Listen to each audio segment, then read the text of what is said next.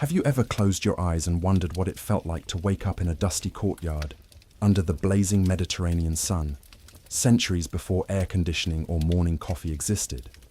Imagine the heavy scent of olive oil in the air, the soft murmur of neighbors gathering water from a clay cistern, and the distant hum of markets stirring to life. This is ancient Greece at dawn. Today, we're peeling back the layers of time to walk you through a single, unforgettable day in one of history's most extraordinary civilizations. Close your eyes again and picture a modest home built from sun-baked bricks, its walls painted in faded ochre hues. You step across a worn flagstone step and into a courtyard shaded by fig trees, except the shade is brief. The rising sun already promises a scorching day, and every breath tastes of limestone dust and wild herbs. How did people thrive here? What small rituals and routines kept them going when the world was so starkly different from ours? In this journey, we'll follow the footsteps of an ordinary Greek citizen, perhaps a humble potter or a spirited young woman weaving wool in the courtyard, through the creaking wooden doors of their lives. We'll witness bathroom habits that make our morning routines look extravagant, meals so simple yet vital they united entire households, and the stark realities of gender and class that shaped daily interactions. And just when you think you've grasped their world, we'll slip on a pair of sandal straps for a Spartan youth's relentless military training, or sit quietly in the crowded agora where the seeds of democracy were sown, and, surprisingly, watered with controversy. This isn't just storytelling, it's a sensory experience. You'll feel the coarse linen of a chiton against your skin, smell the briny tang of sea salt on the breeze, and hear the clatter of clay amphorae as they're loaded onto donkey carts for the next town's market. We'll pose questions like, what would you do if the only medicine you had was a prayer to Asclepius? Or how would you cope when an ostracism vote could exile you for a decade? By the end of this video, you'll not only understand the mundane details of ancient Greek life, you'll empathize with people who lived thousands of years ago, recognizing that beneath the sandals and tunics, our hopes, fears, and routines are remarkably alike. So settle in, hit subscribe, and ring that bell, because you won't want to miss a single moment of this slow, soothing exploration. Ready to step through the door into a world both foreign and familiar? Let's begin. Stepping into an ancient Greek home is like walking into a living museum. Every wall, every room whispers stories of ingenuity, adaptation, and the delicate dance between humanity and nature. Picture a modest dwelling perched on a sun-baked hillside, its flat roof shimmering in the morning light. The walls, built from mud bricks and coated with a thin layer of plaster, bear the faded ochre hues of countless summers. In some wealthier households, you might even glimpse fragments of painted frescoes, soft floral patterns or geometric borders, hints of artistry that once enlivened these simple structures. But look beyond the colors and textures. Notice how the layout itself responds to the relentless Mediterranean sun. Rooms are arranged around a central courtyard, an open-air heart of the house where olive trees and potted herbs offer fleeting pockets of shade. This courtyard isn't merely decorative, it's a crucial cooling mechanism. In the height of summer, families would retreat beneath the leafy canopy, feeling a few degrees respite from the scorching heat. Stone benches line the periphery, polished smooth by the passage of countless conversations, meals, and midday rests. The roof too plays its part. Crafted from sturdy beams and water-resistant tiles, it slopes gently to ensure that the scarce winter rains drain quickly. During sudden downpours, gutters carved into the roof edge channel water into cisterns hidden beneath the courtyard floor. Here, precious rainwater collects, a vital resource in a land where clear, cool water can be as rare as a gentle breeze in August. Have you ever wondered how a civilization thrived where taps and pipelines were centuries away? Their secret lay in meticulous planning. Every drop of rain was a small gift, carefully gathered and guarded. Step inside, and you'll notice the thick walls. In summer, they absorb the sun's energy, keeping interior rooms surprisingly cool long after dusk. In winter, the same mass slows the icy wind, retaining pockets of warmth, especially near hearths where clay braziers burn low flames to heat the space. Floors are beaten earth in poorer homes or simple stone slabs in wealthier ones, dusted with straw mats or woven rush coverings. Walk barefoot and you'll feel the temperature shift beneath your feet, a sensory reminder of how these ancient architects harnessed natural materials for comfort. Windows are few and modest in size, placed high in the walls to discourage midday sun while allowing cross-ventilation. A narrow slit in the north wall might frame a distant view of rolling olive groves, a daily reminder of the world outside. In the evenings, oil lamps, small clay vessels filled with olive oil, cast a warm, flickering glow. Smoke stains near. The ceiling testify to their humble light, but also to the resourcefulness of households that made every drop of oil serve dual purposes: lighting and nourishment. Storage is another marvel of adaptation. Built-in niches carved into the walls cradle clay amphorae holding olive oil, wine, or dried grains. Raised platforms keep foodstuffs safe from damp and pests. Even simple nails hammered into beams serve as makeshift hooks for hanging cured meats, woven baskets, or garments. Each element reflects a deep awareness of the environment: moisture, insects, sun exposure, all anticipated and cleverly mitigated. Yet life in these homes was not without hardship. Imagine a winter morning when the dawn light filters weakly through the small windows and the cool air settles in every corner. Firewood must be hauled from distant hillsides, kindling gathered from olive prunings or vine cuttings. Each time a family lights the brazier, they trade precious fuel for warmth, a constant negotiation with nature's whims. And in summer, when the courtyard bakes under an unrelenting sun, even the well-protected interior can feel stifling. That's when the household spills outdoors. Women carry spinning wheels to the shaded porch. Children nap on reed mats beneath fig trees. The aroma of lavender and thyme from potted herbs mingles with the faint tang of sea salt carried on the breeze.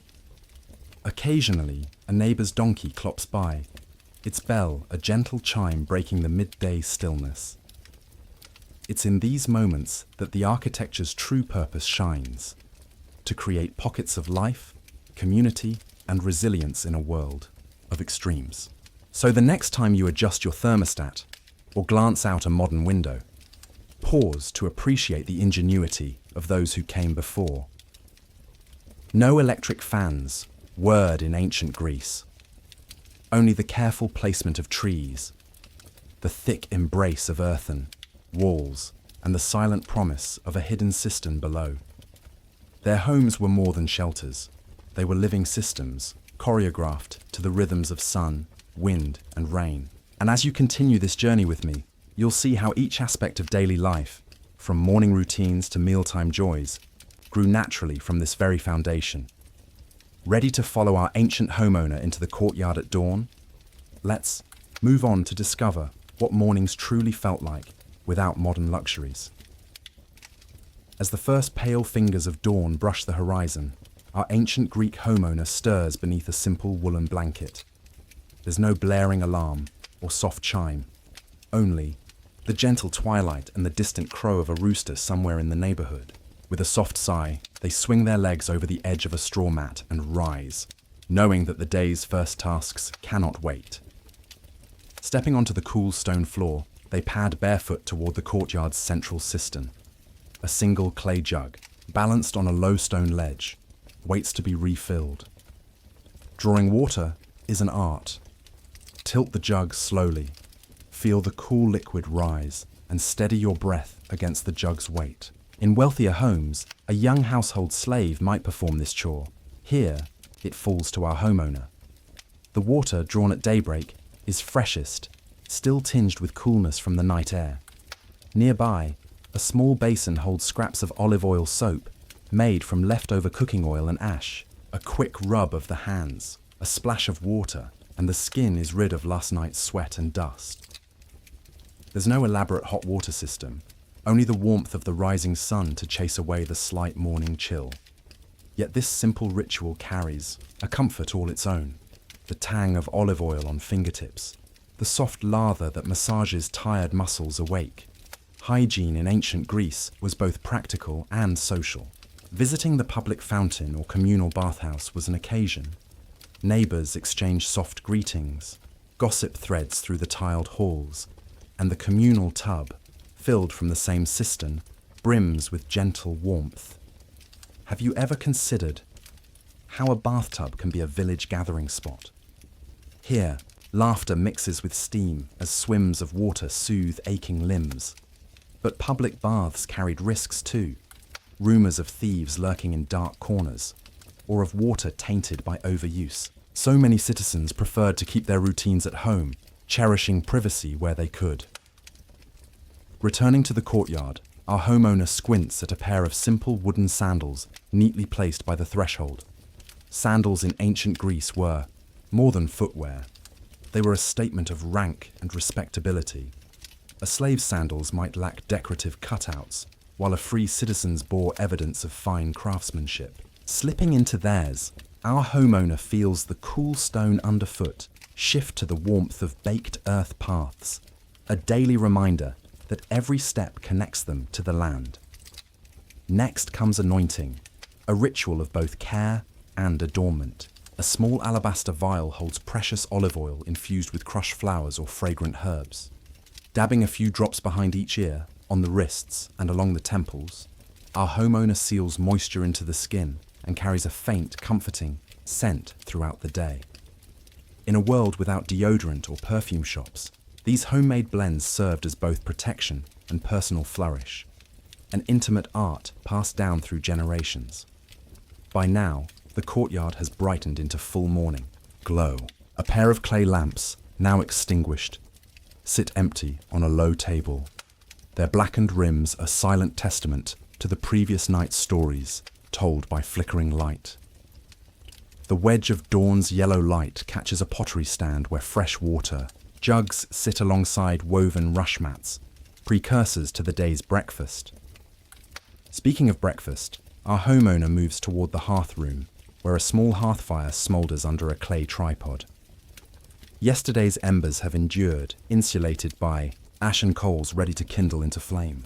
A handful of olive twigs rekindle the fire, and soon a shallow clay pan warms over the gentle flame. Inside, a simple porridge of bulgur wheat simmers with water and perhaps a glug of sweet honey. The aroma is modest but nourishing. Nutty grains, softened by steam, sweetened just enough to beckon the appetite. As they sit on a low wooden stool, the first spoonful offers comfort, warmth in every mouthful. Outside, neighbours call greetings, and the clink of pottery signals a shared rhythm.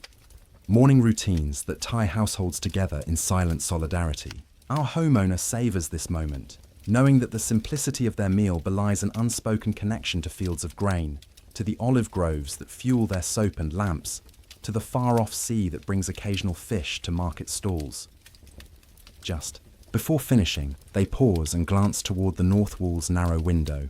A slanted ray of sunlight makes the dust motes dance, tiny golden sparks, as if the air itself celebrates morning. Wouldn't you love to witness such a scene? It's in these quiet interludes that the ancient world reveals its poetry, the convergence of ritual, necessity, and simple beauty. With the porridge savoured and the last drop of oil dabbed into the hair, our homeowner steps out into the open courtyard. The day's true labours await, whether that means shaping clay on a potter's wheel, tending a small garden plot, or weaving wool into cloth. But armed with fresh water, scrubbed skin, and a warm belly, they're ready. And so, energy renewed, we follow their footsteps into the bustling life of ancient Greece, where every sunrise marks not just a new day, but a brand new story. By mid-morning, the courtyard's cool refuge gives way to the promise of sustenance. Imagine the smoke-kissed aroma of a clay brazier mingling with the faint sweetness of ripening figs. This is the overture to an ancient Greek breakfast. No elaborate brunch buffets here. Sustenance is humble, deliberate, and wildly tied to the land. Our homeowner returns to the hearth room. where yesterday's embers slept beneath a bed of ash. With practiced ease, they stir the coals back to life, coaxing a gentle flame that licks the underside of a shallow clay pan. Into that pan goes bulgur wheat, its amber grains shimmering as they soak up water. A drizzle of honey, perhaps the last jar from last summer's hives, sweetens the porridge, while crushed seeds of fennel or caraway lend a whisper of spice. As the mixture simmers, steam rises in soft spirals, and the first spoonful is scooped into a shallow bowl. Breakfast. In ancient Greece could be as simple as bread dipped into wine. Yes, wine, our morning cup. But don't picture modern vintages. This is watered down, daily fare. The oinos of the masses might be 2 or 3 parts water, 1 part wine, barely tinged with alcohol, yet bracing enough to chase away residual chill from the night. Imagine raising a small ceramic cup and sipping that rosy liquid as you lean against the courtyard's sun-warmed stone bench, its faint stickiness on your lips, a reminder that life's simplest pleasures often endure. By the time the household courtyard fills with mid-morning light, women bring out trays of small dishes. In wealthier homes, these might include olives cured in brine, slices of soft goat cheese smeared with pressed herbs, or small fish fillets salted and dried. Here, our homeowner lays out a woven rush mat and arranges a modest feast. The leftover, porridge, a chunk of coarse barley bread, and a handful of cured olives. Each bite speaks of labour, the harvest of grain, the care of beehives, the pressing of olive groves. Meals are communal affairs. The family gathers low to the ground on simple stools or cushions, their voices low so as not to disturb the light hush of morning.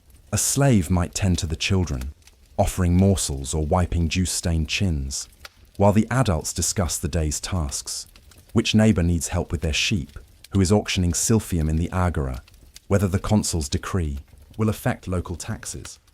Food and conversation are inseparable threads in the social fabric. As the sun climbs higher, midday approaches, and with it, the main meal, deipnon. This is the day's heart, often served in the late afternoon. Imagine stepping into the cool interior space off the courtyard, where low tables, trapezai, stand, ready. A slave carries in clay amphorae of wine tinted dark by pressed grapes, alongside serving dishes of lentil stew, boiled vegetables tossed with olive oil, and perhaps small plates of stewed figs glazed with more honey. Every table setting is simple. Clay cups, shallow bowls, wooden spoons, but it's the abundance around them that matters. Picture everyone reclining on cushioned couches, men on one side, women on another, leaning on their elbows as they sample fish stews fragrant with coriander or bobbing morsels of wheat dumplings in broth. Conversation here can range from politics to poetry. Debates flare over the virtues of Solon's reforms, then soften with laughter at a witty lyric from a visiting bard. Occasionally, a rhetorical question cuts through the clatter. Would you trust your fate to the gods if this lentil stew fails to satisfy? A playful jab, yes, but also a reminder of how food and philosophy wove together. Wine flows slowly. It must be diluted with water pulled from the same cistern we visited at dawn.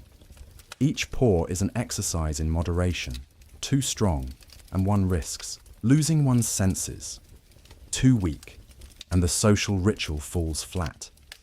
Cups clink in muted cheers, and guests pass around small bowls of crushed pepper or finely chopped onions to brighten flavors. Has there ever been a dinner more unassuming yet so alive with communal spirit? When the meal concludes, clay dishes are stacked on built-in shelves in the kitchen alcove. Crumbs that remain feed small chickens pecking in a corner of the courtyard, and any leftover porridge is tied into cloth bundles to be tossed later to the hogs. Nothing is wasted in this ecosystem of domestic life. In the late afternoon hush, perhaps another small snack is offered. Walnuts cracked open and scattered on a plate, dried figs warmed in the sun, or a simple tart of cheese and herbs baked on a rudimentary griddle. These morsels sustain one through evening tasks, mending fishing nets, tending olive trees, or crafting pottery shapes on the wheel. Through every meal, one senses a profound respect for resources and a deep connection to community. The same water that cleanses the body is sipped at breakfast. The same olives pressed for oil end up in both lamp and dish. Food in ancient Greece is nothing if not cyclical. Harvest begets feast, begets nourishment, begets labor. As you savor this portrait of meals and drinking, consider your own breakfast routines and dinner tables. Do they anchor you to family, culture, and the land? In ancient times, those small rituals held entire societies together. One spoonful, one cup, one shared story at a time. Ready for the next step? Let's explore how clothing, apparel, and sun protection completed the daily picture under that relentless Grecian sun. As the morning light grows stronger, our ancient Greek homeowner turns attention to attire, no trivial matter in a land where the sun blazes like molten gold. Imagine opening a simple wooden chest against the courtyard wall, its lid creaking softly to reveal neatly folded lengths of linen and wool. Clothing in ancient Greece was elegantly minimal, yet ingeniously practical, designed to keep the body cool or warm as needed, and, most critically, shielded from that relentless sun. First comes the chiton, a rectangular panel of finely woven, linen for summer or wool in cooler months, draped over the shoulders and pinned at each end with ornate brooches called fibulae. The fabric cascades down the body in gentle folds, cinched at the waist by a narrow belt. Have you ever noticed how a simple drape can both flatter and function? The chiton's loose cut allows air to circulate freely, wicking sweat away and carrying heat off the skin. Our homeowner smooths the fabric beneath their arms, adjusting a fold so movement feels effortless, whether reaching for olive oil jugs or hefting a market basket. Next, a himation, a heavier cloak, weights draped, over a low stone bench. Woven from thicker wool, it serves as both wrap and shade. Today, our homeowner flips it over one shoulder, the fabric's weight offering a protective barrier against sunburn and sudden afternoon breezes. In wealthier households, the himation's hems might bear simple embroidered borders, geometric patterns or stylized meanders, hinting at the wearer's status. But even in a modest home, bright bands dyed with affordable madder root or saffron extract lend a subtle touch of color, catching the eye as the wearer moves through the courtyard. Footwear is equally important.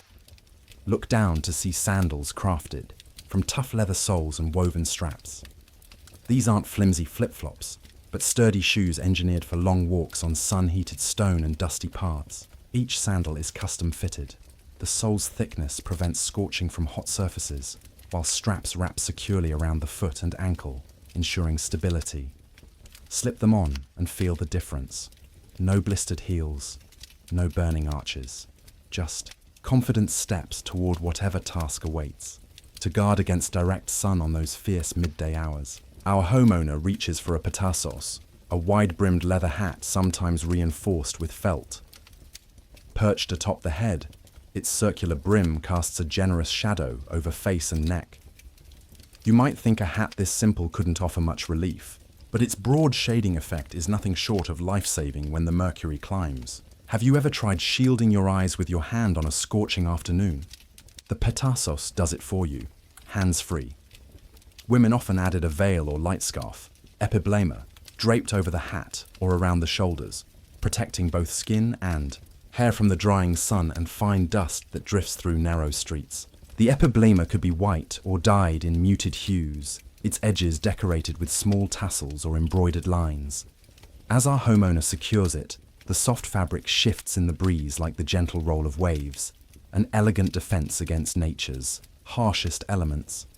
But clothing offered more than sun protection. It conveyed identity. A young Athenian citizen might display a subtly patterned border on his chiton, signaling his district, while a woman from Sparta might favor simpler, sturdier cloth, practical for managing household chores yet austere by design. Slaves, meanwhile, wore coarser garments, rough wool or undyed linen, readily distinguishable, yet still governed by the same principles of comfort and function. Accessory choices further reveal daily priorities. A leather girdle worn at the waist could hold small pouches for medicine, tokens, or a tiny mirror of polished bronze. A pincushion of scented herbs might sit inside a pocket fold, releasing gentle fragrances to freshen the air around the wearer. Each item, belt, brooch, hat, played a role in the choreography of daily life. Perhaps most striking is how the Greeks layered clothing to adapt. When a sudden storm clouds the sky, the Hymaceon doubles as a makeshift shelter, held overhead to repel drizzle. When shadows lengthen and temperatures dip, an additional shawl of wool wraps snugly around shoulders, trapping warmth. In truth, their garments were more than textiles. They were modular tools for survival. As our homeowner steps into the courtyard fully dressed, chiton swaying, himation in place, petarsos tilted just so, they are ready for the rest of the day's challenges. The elegance of their attire conceals a deep understanding. That fabric, cut, and color are essential allies in a world where sun and weather dictate so much of life. So next time you pull on your favorite shirt or put up an umbrella against glare, remember those ancient Greeks who turned simple cloth into versatile armor. In the next section, we'll accompany our homeowner to the whipping winds of Spartan training grounds, where clothing must withstand not just the sun, but the rigors of relentless exercise. Are you prepared to strip away comfort for discipline? Let's go see how.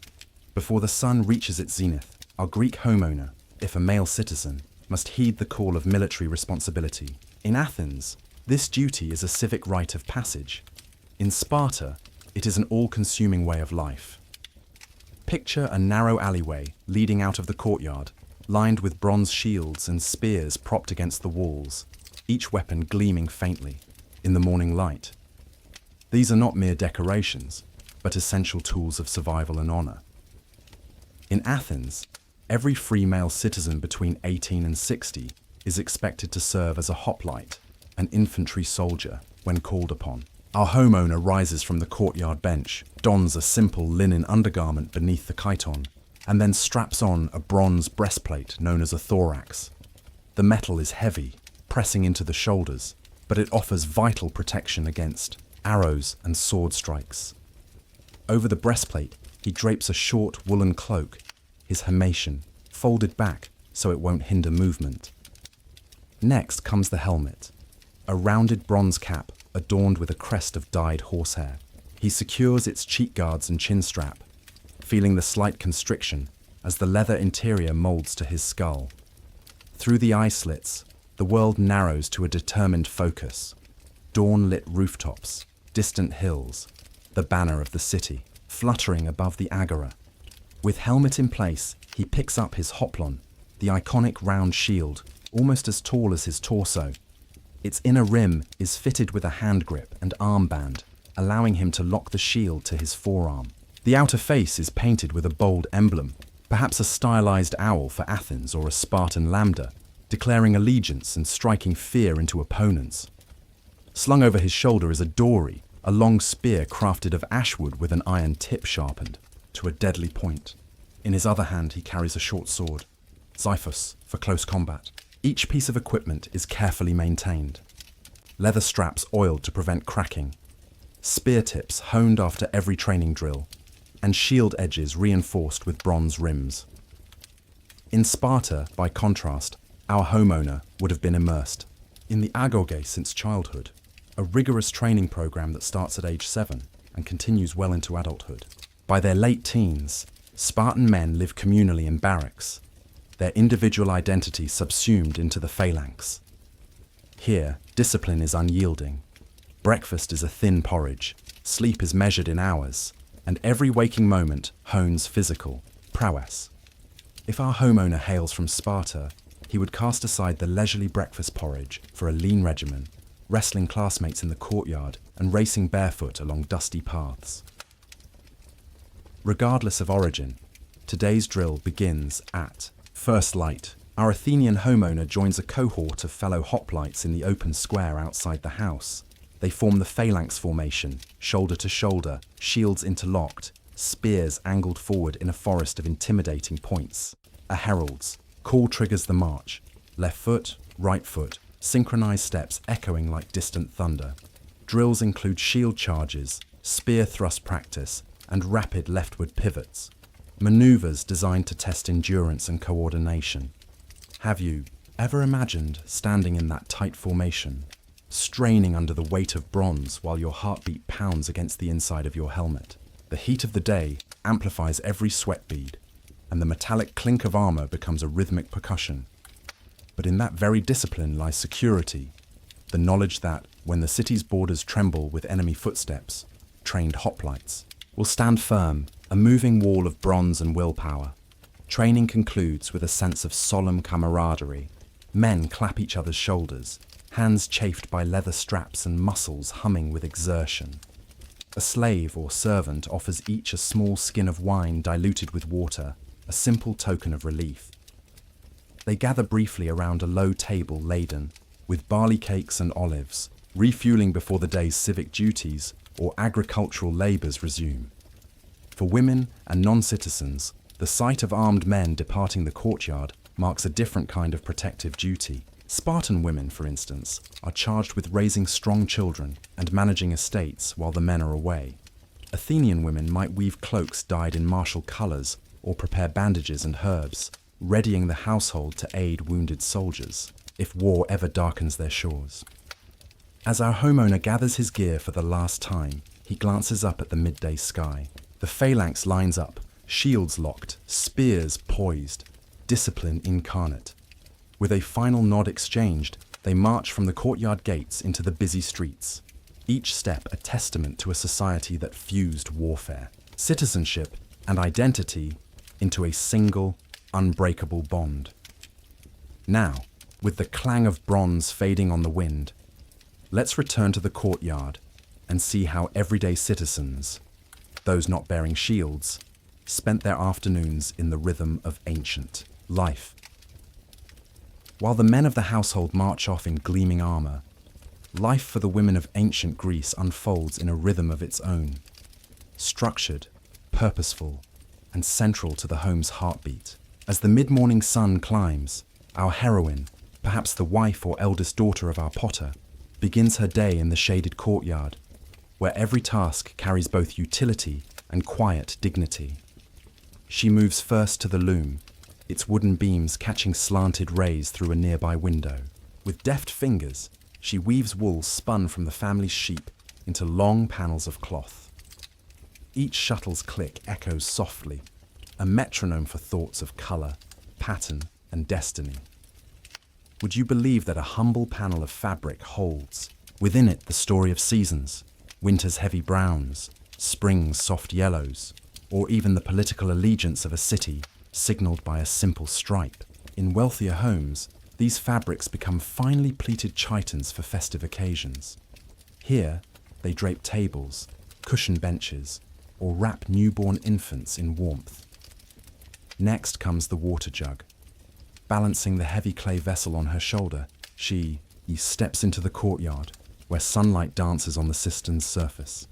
With practiced grace, she tilts the jug and lets the cool water spill into a shallow basin set atop a low stool. A quick rinse of herbs, mint, rosemary, or lavender, awakens their fragrance, and she ties fragrant bundles to hang above doorways, warding off insects and lending the air a natural perfume.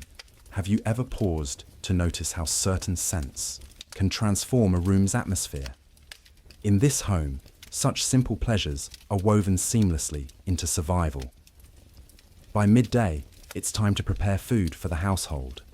She gathers onions, garlic, and small jars of dried herbs from a wall niche, crushing bay leaves between her fingers until their oils perfume the air. A slave or younger sister brings in freshly ground barley flour, which she kneads with water and sea salt into dense flatbreads. These she cooks on a round heated stone disc set over embers. Slap, turn, and watch as pale dough puffs into golden discs. Each breath of steam is a reminder that her hands have turned grain into sustenance, sustaining not just bodies, but the bonds of family. As the smell of baking bread drifts through the courtyard, neighbors pause at low walls for a greeting. They exchange news. Is your son's apprenticeship with the blacksmith going well? Or, have you heard of the new festival preparations at the Temple of Demeter? Such conversations are the social glue of female networks, a tapestry of support, gossip, and shared wisdom. Here, women swap remedies for headaches, a poultice of crushed mint leaves, tips for dyeing wool, a deeper, red, a simmer of madder root, and advice on managing household finances. Every question, how much olive oil did you use for that lamp last month, affirms their expertise in an economy where small details tip the balance between comfort and hardship. Afternoon brings another ritual, spinning wool into thread. Under the gnarled branches of an olive sapling in the courtyard's corner, she sits on a low stool, spindle in hand. Thread spirals downward, each twist a moment of meditation. The gentle whir of the spindle accompanies thoughts of children's futures, upcoming festivals, and the day's earlier laughter at the fountain. In Sparta, women would engage in public athletic exercises alongside men, building strength and civic pride. Here in Athens, our homeowner's courtyard is both gymnasium and sanctuary, where physical labor and domestic craft converge. As dusk approaches, she turns to care for younger siblings. Bath time is a communal affair in the shaded alcove. A basin of warmed water, a gentle scrub with olive oil soap, and soft linen cloths to wrap tiny bodies. Laughter bubbles through the air as toddlers splash, their squeals mingling with the distant clatter of returning hoplites. In these moments, the courtyard transforms into a haven of trust and affection. Proof that even in a patriarchal world, women's care shapes the next generation.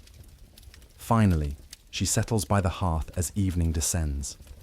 A low brazier glows, and she uses leftover embers to toast pulses, lentils or chickpeas, turning them slowly until they crackle. These crunchy bites, shared with children or offered to weary family members, are tokens of her stewardship. She sprinkles sea salt and a pinch of crushed coriander seeds, creating a simple snack that speaks volumes of resourcefulness. Before night fully falls, she offers a silent prayer to Hestia, goddess of the hearth, thanking her for warmth, nourishment, and the sanctuary of home. A small drop of olive oil in the hearth's flame glimmers as an offering. Then the courtyard grows quiet. Shadows lengthen, and lanterns are lit one by one, their flicker revealing the soft folds of her woven garments and the gentle pride in her eyes. In every act, from weaving and cooking to caregiving and prayer, our Greek woman wields power over her domain. Her hands, eyes, and heart sustain the household, crafting not just necessities, but the very soul of family life. As afternoon light slants through the narrow streets of the polis, our homeowner steps out into the agora, the bustling heart of Athenian democracy. Marble columns rise like silent sentinels, and colourful awnings shade stalls selling olive oil lamps, rolled papyrus, and fresh figs. Here, free citizens gather to discuss laws, debate policies, and cast ballots on matters both grave and mundane. Yet beneath the lofty ideal of rule by the people lies a web of exclusions and unspoken power dynamics. Picture a raised platform, the bema, where magistrates in flowing white cloaks address the assembly. A herald's trumpet signals the start of the ecclesia, the citizens' gathering. Our homeowner, having exchanged his hoplon for a simple cloak, moves into the semicircle of stone benches. Does he feel the thrill of possibility or the quiet weight of responsibility? Voting in Athens requires no secret ballot. Decisions are made by show of hands or by dropping pebbles into marked jars. In one jar, yes. In the other, no.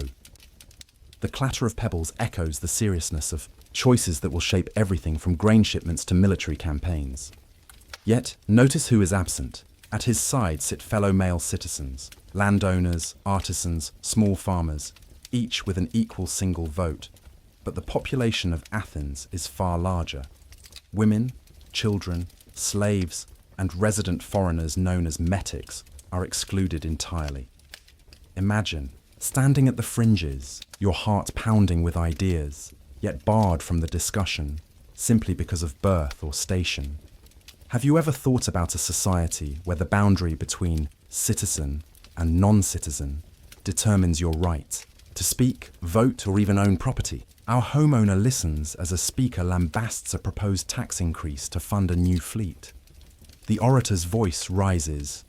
Shall we burden our people with heavier tributes when threats gather at the Hellespont? Hands shoot up in agreement, while others clap in spirited dissent. This is direct democracy in action, but its very mechanics tip the scale toward those who can afford to attend. Landowners with flexible schedules can spare hours in the sun. Small-scale labourers and the poorest often cannot. Thus, the loudest voices tend to be the wealthiest, and decisions subtly reflect inequality. Then there's ostracism, an extreme check on potential tyranny. Each year, citizens may inscribe the name of a fellow citizen on a broken piece of pottery, the ostracon, to exile someone deemed too powerful for 10 years. It's a fascinating blend of trust and fear. Could the person who once defended democracy be banished by popular whim? Imagine the tension as shards are counted, revealing whether a respected general or charismatic orator will be forced into exile. Is this safeguard or a tool for personal vendettas? Beyond the agora, consider how laws are enforced. The dicasteria, citizen juries drawn by lot, preside over trials ranging from murder to minor property disputes. A jury might consist of hundreds of men, their identities concealed behind masks of confidentiality. They listen to passionate speeches from litigants and then vote with individual tokens, guilty on one side, not guilty on the other. Have you ever wondered whether mass juries deliver fairness or simply reflect the prevailing mood of the crowd? Every aspect of Athenian governance depends on active participation, but that participation is limited. Metics pay taxes and serve in the army, yet cannot vote or own land. Slaves form the backbone of domestic and agricultural labour, freeing citizens to attend the ecclesia, but barred from citizenship entirely. This bittersweet trade-off underpins society. One cannot exist without the other, yet the benefits and burdens fall unequally.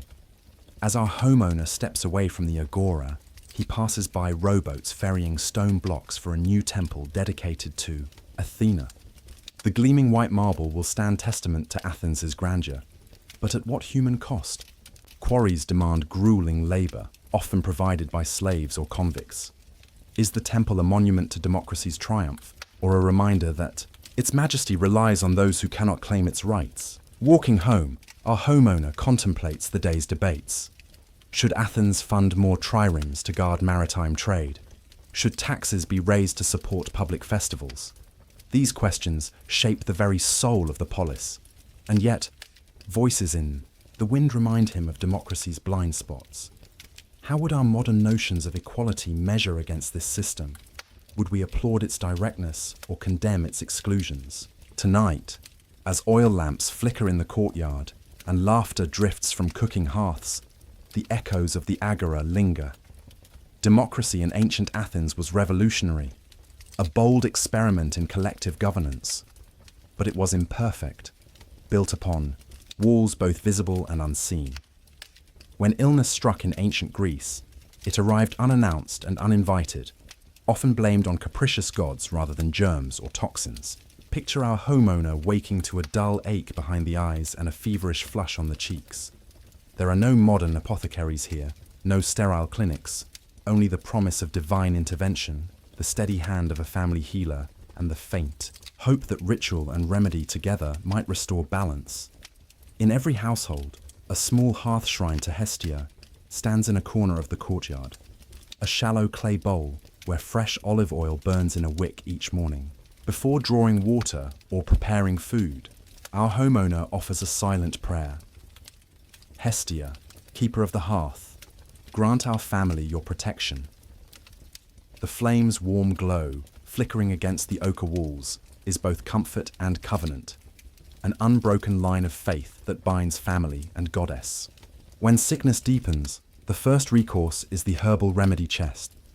Shelves carved into plastered walls hold clay jars labelled with faded Greek script, mint, thyme, willow bark, and the prized silphium, whose resin was said to staunch bleeding and soothe stomach cramps. Our homeowner's mother crushes dried leaves in a mortar, mixing them with water and honey to create a warming poultice. The paste is gently spread along the forehead or applied to aching joints. As the herbal scent rises, peppery mint, sharp thyme, the household pauses, inhaling hope along with each fragrant breath. Yet home remedies have limits. For more serious ailments, the family may send an urgent runner to the Asclepion, the famed healing temple dedicated to Asclepius, god of medicine. Imagine walking down dusty roads to a complex of colonnades and marble statues. Snakes coil around staffs, symbolizing rejuvenation, while chambered halls echo with whispered prayers. At night, the sick recline on stone benches in incubation chambers, hoping for a dream visit from the god himself. They might awaken to a vision, a staff-wielding Asclepius or a kindly serpent, and in the morning find a physician's prescription carved on a stone tablet, a diet of barley gruel, a bath in sacred spring water, or a ritual sacrifice of a white rooster to seal the cure. Back home, the balance of humours, blood, phlegm, black bile, and yellow bile, frames every medical theory. If our homeowner's complexion turns sallow, a local healer might draw a small amount of blood from the elbow to rebalance excess humour. Have you ever heard of bloodletting? Here, tiny lancets of bronze nick the skin, and a shallow bowl collects the dark liquid. Though unsettling by modern standards, this practice is widely accepted, an essential ritual thought to purge the body of toxic excess. Religion and health are inseparable. Before using any remedy, one must propitiate the gods. A small offering, figs, barley cakes, or a dram of wine, is placed at the shrine of Apollo, the healer, whose twin Artemis watches over childbirth and women's health. If a household dog has been struck lame, it too receives a portion of barley and anointing with olive oil, for animals are both beloved companions and symbols of divine goodwill. Even daily routines bear ritual significance. Washing hands before meals is said not only to remove dirt, but also to cleanse negative spirits. Brushing dust from pillows at dawn is believed to let the household breathe freely, warding off the morning miasma, blamed for colds. When a child scrapes a knee, the wound is first washed with boiled water, then blessed by an elder reciting a short rhyme, water of earth, flame of heaven, heal this flesh so life be given. The words echo the belief that healing draws on earth's elements and celestial favour in equal measure. Temples to Asclepius are not the only sacred spaces.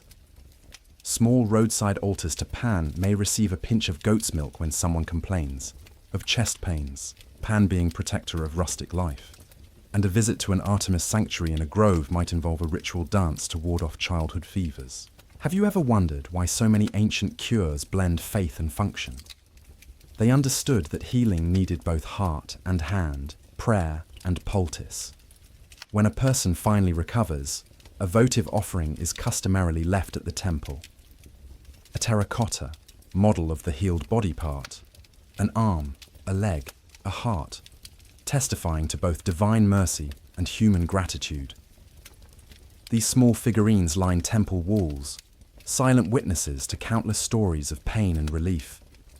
Back in the courtyard, our homeowner now stands strong once more, clear-eyed, hale of body, with a renewed respect for the fragile balance of life. They light the oil lamp at Hestia's shrine that evening with extra care, whispering thanks, "May no illness darken our door again."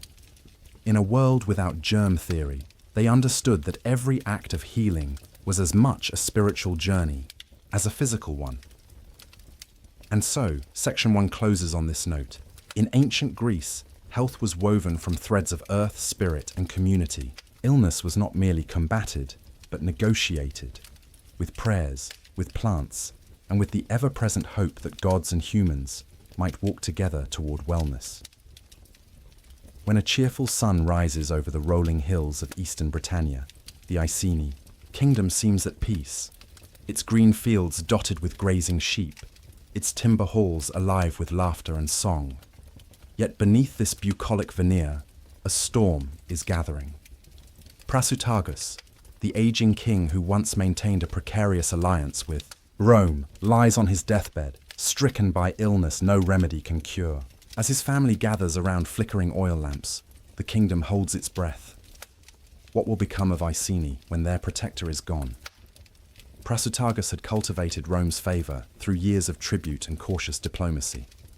He paid for Roman legions to secure the borders, offered grain to feed distant armies, and even hosted Roman officials in his great hall, feasting side by side, exchanging gifts of amber and silver. His loyalty earned him unusual privileges. His people could keep their lands, and his daughters were spared the fate of other conquered tribes. It felt like a bond stronger than any treaty. Yet such bonds proved brittle in the sharp light of Roman politics.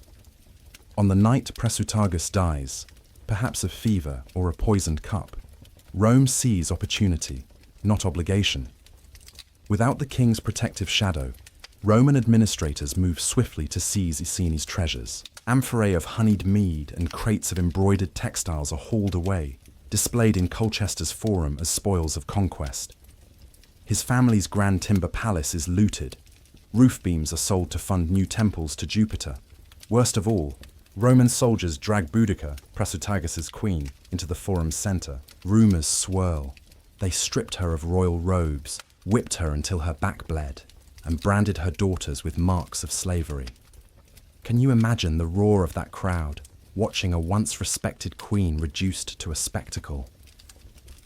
Witnesses later whisper of her regal composure shattering, her eyes blazing with a fury that no man or empire could extinguish. This brutal scene marks the breaking point. Boudica's grief ignites like dry tinder in the autumn breeze. She gathers the daughters at her side, bloodied but unbroken, and issues a promise in a voice that echoes across the river valley. Rome may have taken my husband's wealth, stripped me of dignity, but they will not take our honor. It is a vow woven from sorrow, outrage, and unyielding resolve. Word of the betrayal spreads through the Iceni lands like wildfire. At first, tribal elders whisper of rebellion in hushed tones by flickering hearth fires. Soon, bands of warriors, once bound to Rome by uneasy allegiance, cast aside their oaths.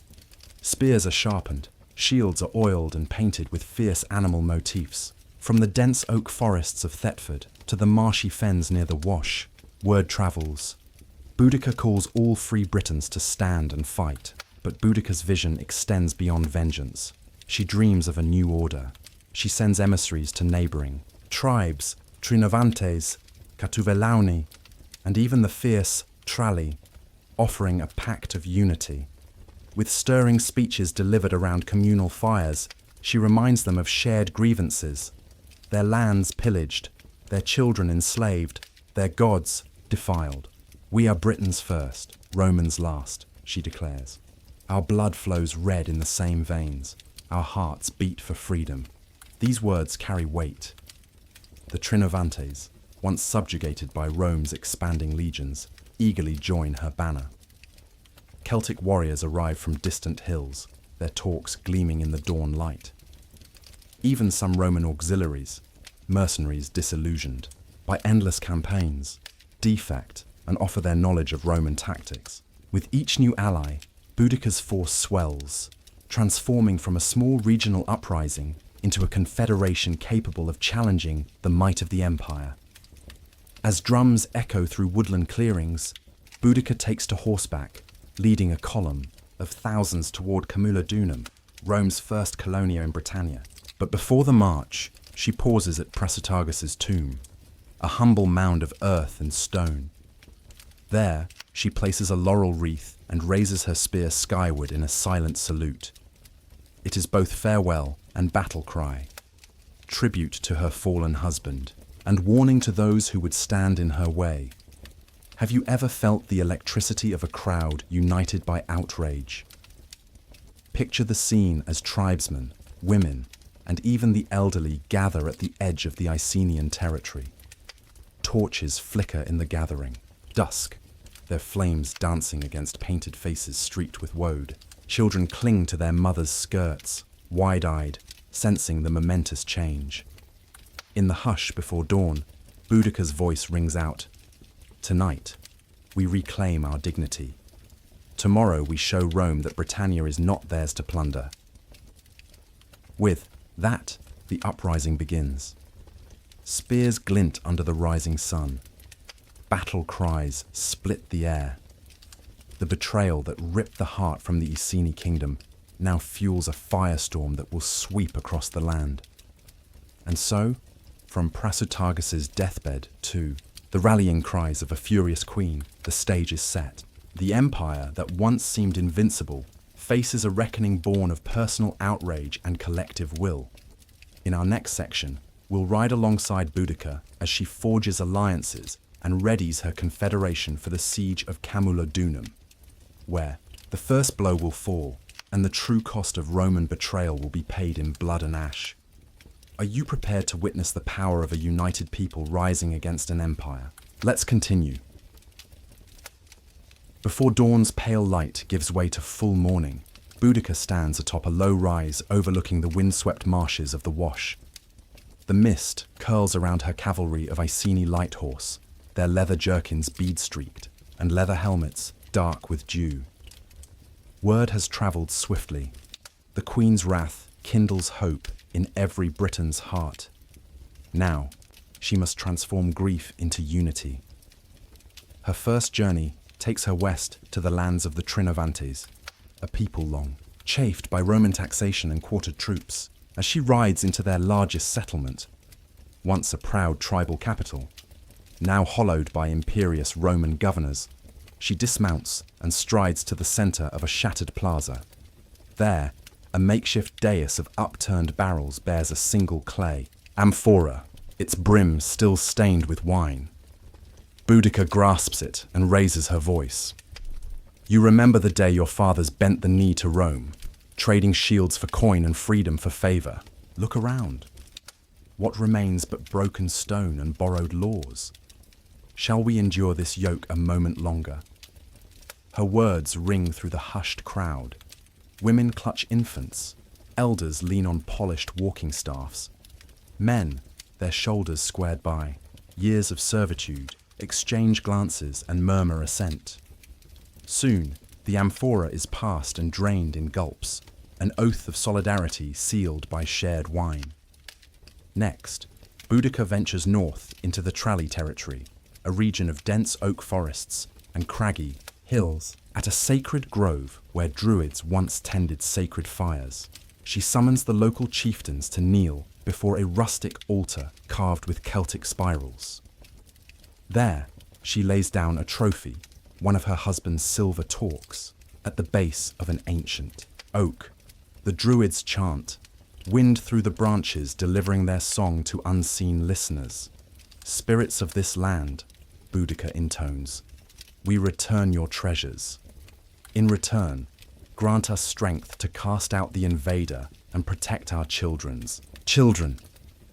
As the oak's towering silhouette flickers with torchlight, even the most wary chieftains feel the gravity of her plea.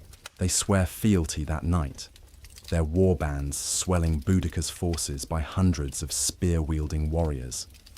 By midday, word of her campaign has reached the Catuvelauni, proud hill-fort Britons, famed for their cavalry.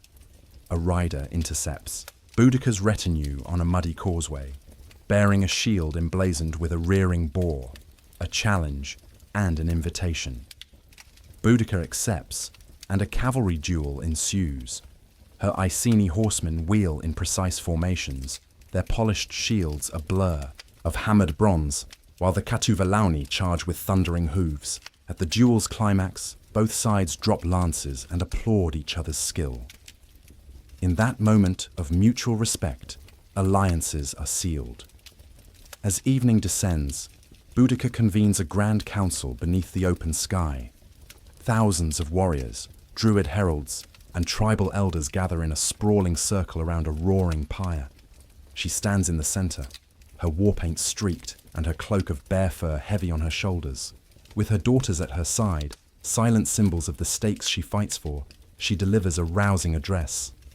Look around you. Here stand Iceni, Trinovantes, Trali, Catuveliauni, and all free Britons who refuse to bow. We march tomorrow at first light, not as scattered clans, but as one blade forged in vengeance and hope. We ride for our homes, for our children, for Prasutagus, and for every Briton who dares to dream of freedom. A cry erupts, lasting so long it seems the night itself echoes the roar. Spears are raised, shields are slammed in solidarity, and torches are thrust skyward in a fiery salute. Throughout her journey, Boudica employs not only force of arms but also force of narrative. At each gathering, she retells the Roman betrayal, in vivid detail, Prasutagus' desecrated tomb, her daughter's tears, the jackboots trampling tribal customs. Her storytelling transforms personal pain into collective outrage. She punctuates her speeches with questions that linger. Would you welcome Rome's officers into your homes to dictate your fate? Would you watch them tear your sister's hair and laugh as she bleeds? These rhetorical strikes cut deeper than any sword, forging a bond stronger than bloodshed alone. By the time Boudica and her newfound allies break camp, her army numbers in the tens of thousands. Farmers with scythes stand shoulder to shoulder with fierce hill tribe cavalry. Druids chant ancient rites as black ravens circle above. Their cries a portent of the storm to come. In every heart burns the same fierce desire to reclaim dignity, to defend the sacred soil of Britannia, and to show Rome that her might can be challenged not by a legion, but by the will of united tribes. And so, under a shroud of mist and dawns, first light, Boudica leads this confederation forward, toward Camulodunum, the heart of Roman power in Britain. The stage is set for a siege that will shake an empire to its core. Ready to witness how her forces bring the first blow, let's ride on. At dawn's pale edge, Boudica's confederated army, Iceni, Trinovantes, Trali, Catuveliauni, and others, stands before the gleaming timber stockade of Camulodunum. Once a symbol of Roman permanence in Britannia, this colonia has grown into a miniature Rome, with its grid of streets, forum, and temple dedicated to Claudius himself. Yet now, its very walls seem fragile against the rising roar of tens of thousands of Britons fueled by betrayal and righteous fury. Boudica surveys the scene from atop her steed, a chariot of painted oak wheels, her dark hair tangled with woad and sweat. Spears glint like 1,000 restless stars. Shields locked, they form, a rolling sea of antlers, boars, and stylized crosses. Behind her, druidic priests chant, their voices low and rhythmic, summoning ancestral spirits to guard and guide their cause. Have you ever felt the hush before battle become a living thing, throbbing in your ears? Here, that moment stretches as both challenge and promise. The first assault is calculated yet ferocious. Iceni light cavalry wheel around the east wall, drawing out a handful of Roman auxiliaries who give chase. As they break rank, Trinovantes' warriors surge forward, their battered war horns blasting. Victory, and to the betrayers, vengeance. On Boudica's signal, archers unleash volleys of blunt-tipped arrows, designed to pierce leather and sow panic more than bloodshed. Arrows thud into wooden palisades and armor, while the defenders scramble for missile weapons of their own. Then comes the thunderous crash of siege engines. Celtic carpenters, working through the night, have built ram-like engines. Massive rollers weighted with stone, pushed by hundreds of men. With a collective heave, they slam into the stockade gate, wood splintering under iron bands. Shouts of triumph echo as the breach yawns open, an invitation no Roman soldier can ignore.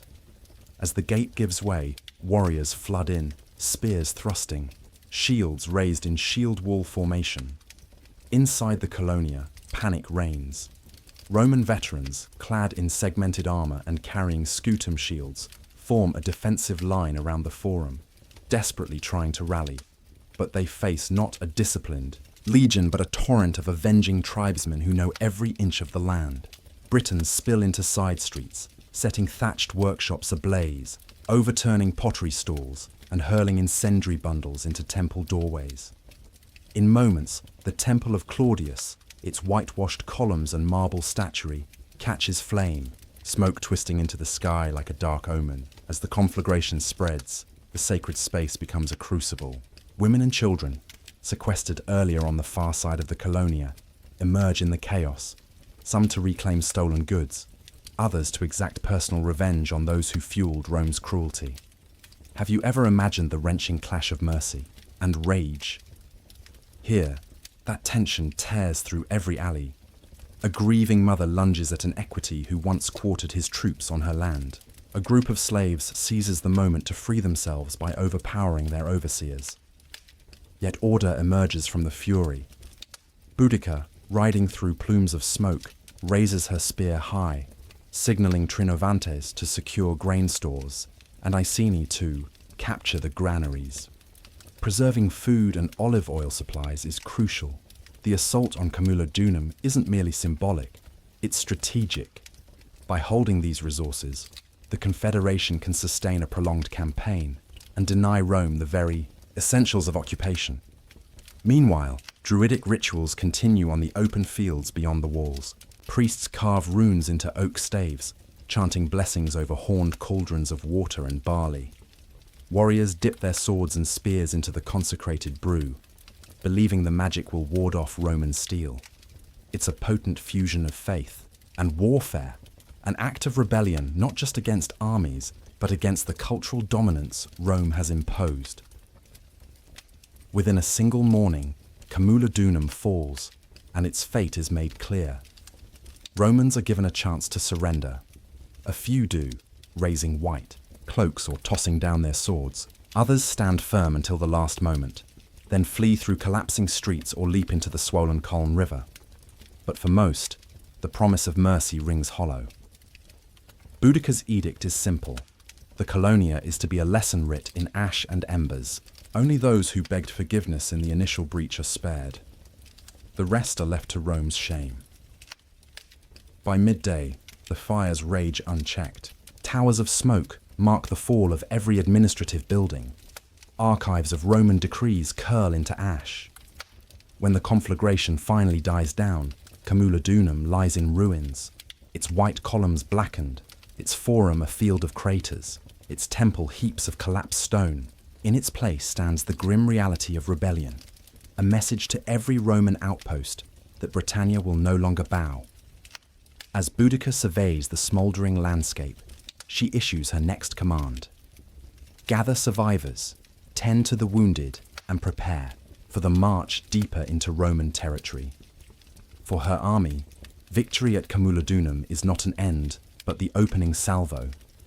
And as the smoke drifts eastward like a banner, one question lingers in every Roman's mind.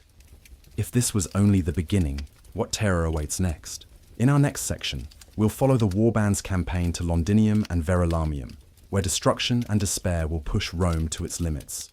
Ready to witness how far Boudica's wrath can reach? Let's ride on. With Camulodunum's smouldering ruins behind them, Boudica's confederation presses southward, hearts aflame with victory and vengeance. Their next targets, Londinium and Verulamium, stand like twin symbols of Roman dominion. Bustling trade hubs where Roman administrators monopolize commerce and local Britons toil in servitude. As dawn breaks on the 5th day of the revolt, the Briton host advances along the Thames Valley, shields interlocked and spears ready. Londinium. From river port to battleground, Londinium, founded barely a decade earlier as a modest river port, has burgeoned into a thriving market town. Wooden wharves creak under the weight of amphorae filled with wine and olive oil. Roman merchants haggle over rates, while Briton labourers unload grain sacks. The river's gentle flow is interrupted by the warband's thunderous approach. Old men and boys abandon wheat scythes for spears. Women rally beside the front ranks, children clutching small shields, eager to prove their place in the uprising. Boudica rides at the forefront, her scarlet-painted face a banner of defiance. She raises her arm, signalling the charge. With a collective roar, they surge forward. The initial shock scatters the river workers, who drop their tools in fear. Roman auxiliaries hastily arm themselves, forming a thin line near the wharves, but they are outnumbered and unprepared. Spears crack wood, shields splinter, and confusion reigns as Britons flood the docks. Shouts of, "For Iceni, for freedom," echo against timber storefronts. Clay jars tumble, spilling scented oils onto the muddy quay. Women in the crowd seize the moment to retrieve familial heirlooms, ornate brooches and torques long confiscated by Roman tax collectors. A merchant's hut collapses under the weight of looted goods. Barrels of salted fish burst open, their pungent spill mixing with the tang of destruction. As the wharves fall silent, Boudica orders her captains to split forces. One detachment to burn the newly erected temple to Claudius's son, while another sweeps through the marketplace. Fires ignite swiftly.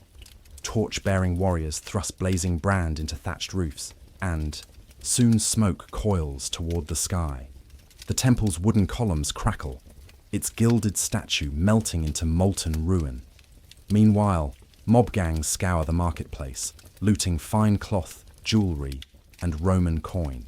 Yet at Boudica's strict command, civilian captives who show tokens of humble submission, white cloaks or raised hands, are released unharmed, a grim mercy that underscores the revolt's selective justice.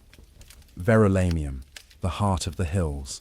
After a brief respite to regroup on Windsor's wooded slopes, the Confederation descends upon Verulamium, modern St. Albans, set amidst rolling chalk hills crowned by a distant fortress.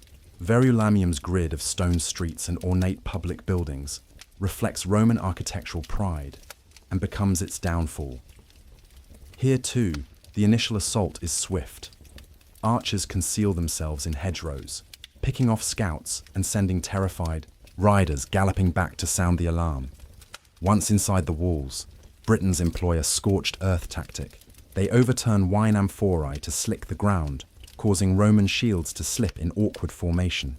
They pull up cobblestones to trip disciplined ranks. Under Boudica's fierce gaze, firebrands are lit and hurled into the granaries, warehouses stuffed with wheat destined to feed legions. As golden grains ignite, plumes of flame dance across the rooftops like hungry spirits. In the central forum, small pockets of Romans and loyal Britons attempt a feeble defense. They form a loose circle around the basilica, hurling pila at attackers and slashing with gladius blades. But the massed cavaliers of the Catuvelauni thunder through breached gates, trampling shields and scattering the defenders. A dark tide of leather and iron sweeps through the temples, overturning marble altars and cracking painted frescoes. This time, Boudica's tolerance is narrower. Intelligence brought by defectors reveals that local magistrates sold Briton hostages into slavery rather than pay ransoms. Outrage hums across the battlefield. Under the Queen's command, these magistrates are dragged from their villas, stripped of insignia, and publicly humiliated before being handed over to freed slaves who mete out a swift, merciless justice. It is a harsh reminder that, in rebellion, betrayal bears its own penalty. As afternoon wanes, both towns burn in tandem. Smoke swirls around temple spires. The acrid scent of burning grain and timber fills the valley. From a vantage atop Verulamium's ruined forum steps, Boudica watches the conflagration, her dark silhouette framed by dancing firelight. She knows that these twin victories send a message across Britannia and to Rome itself. Britannia's heart beats with power and unity, no longer broken by treaties or fear. Before departing, she orders her warriors to gather what supplies they can: salted meats, preserved fruits, weapons abandoned in panic, even Roman armor to repurpose. Slaves freed from captivity pledge loyalty, swelling the ranks. Finally, she places a wreath of charred oak leaves upon a toppled statue of Claudius, leaving behind a stark emblem of Roman pride turned to ash. The Confederation breaks camp at dusk, torches guiding the way back through hedgerows, their path lit by the distant glow of two cities aflame. As they ride toward the open fields, the scent of smoke mingles with night air, and with the promise of a looming reckoning. Next, we follow Rome's response. Suetonius Paulinus rallying legions for a decisive counterstrike. Ready to see how the empire fights back. Let's continue. As dusk settles over the smouldering ruins of Verulamium, a different army stirs across the Thames, the disciplined legions of Rome, under the command of Suetonius Paulinus. Far from the familiar grid of British towns, he and his centurions stand on a windswept ridge, shields buckled on their arms, helmets gleaming by torchlight.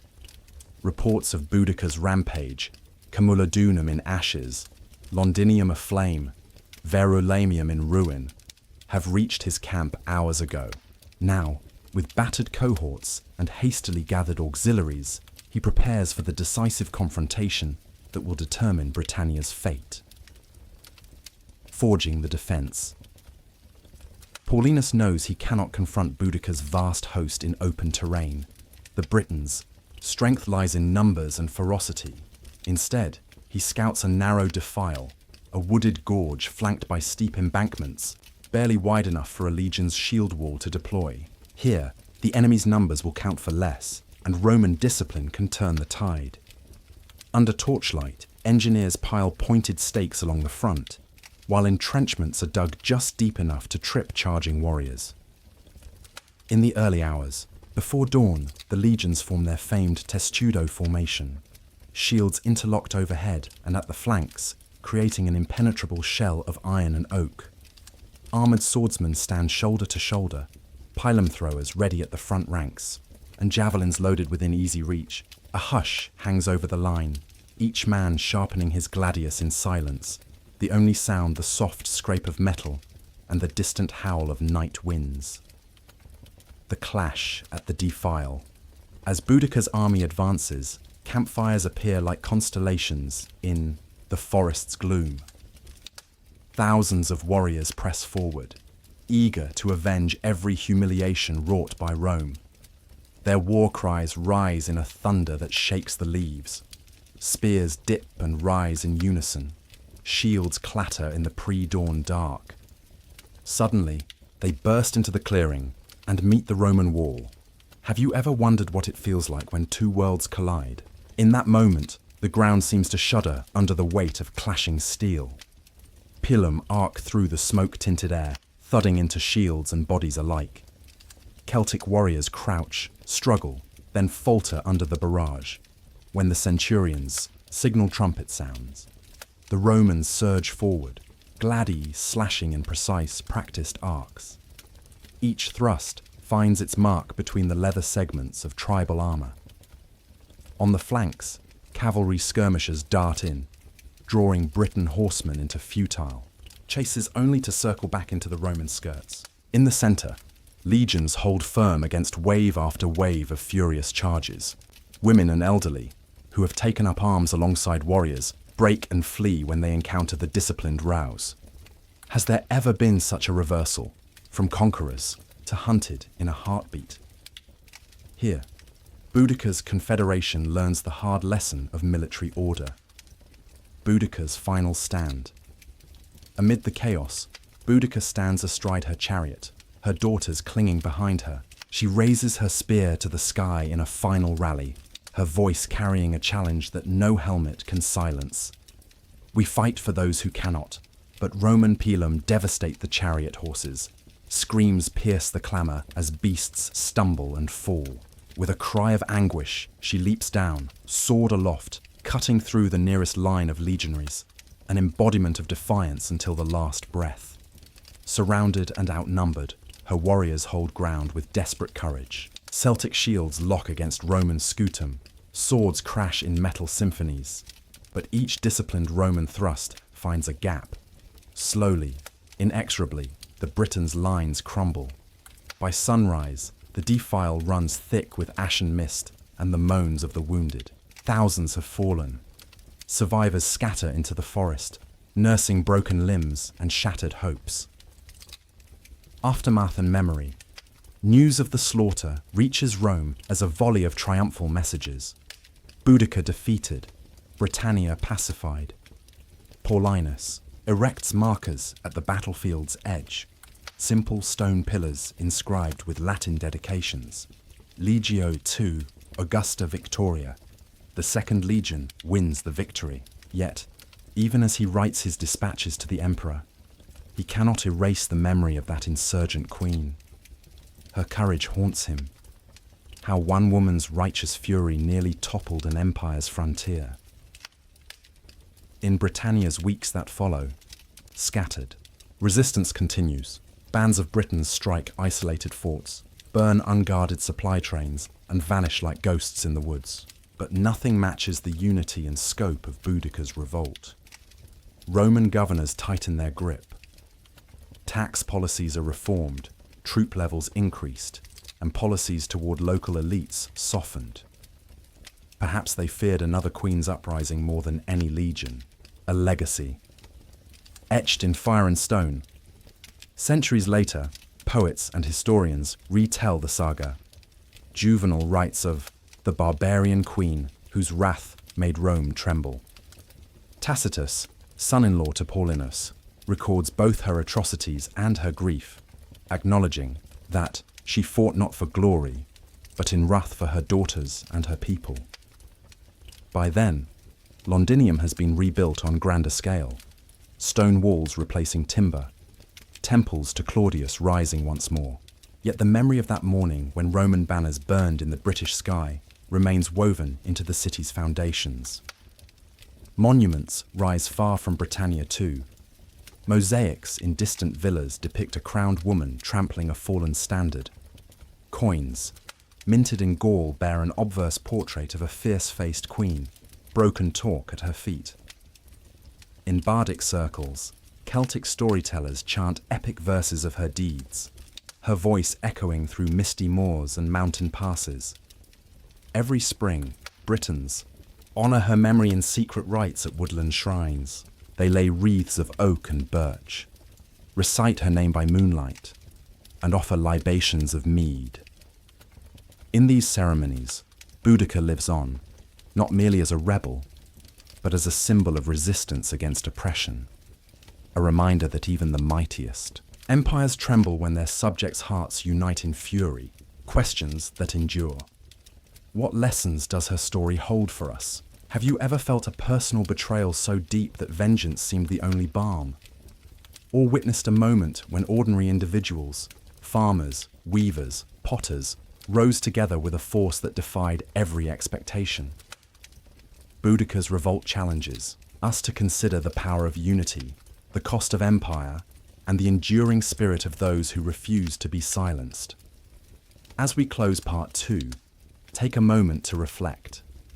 Empires rise on treaties and tributes, but they can fall under the weight of a single, driven heart, and in every corner of history, there waits another Boudicca, ready to remind the world that freedom, once unleashed, cannot be easily contained.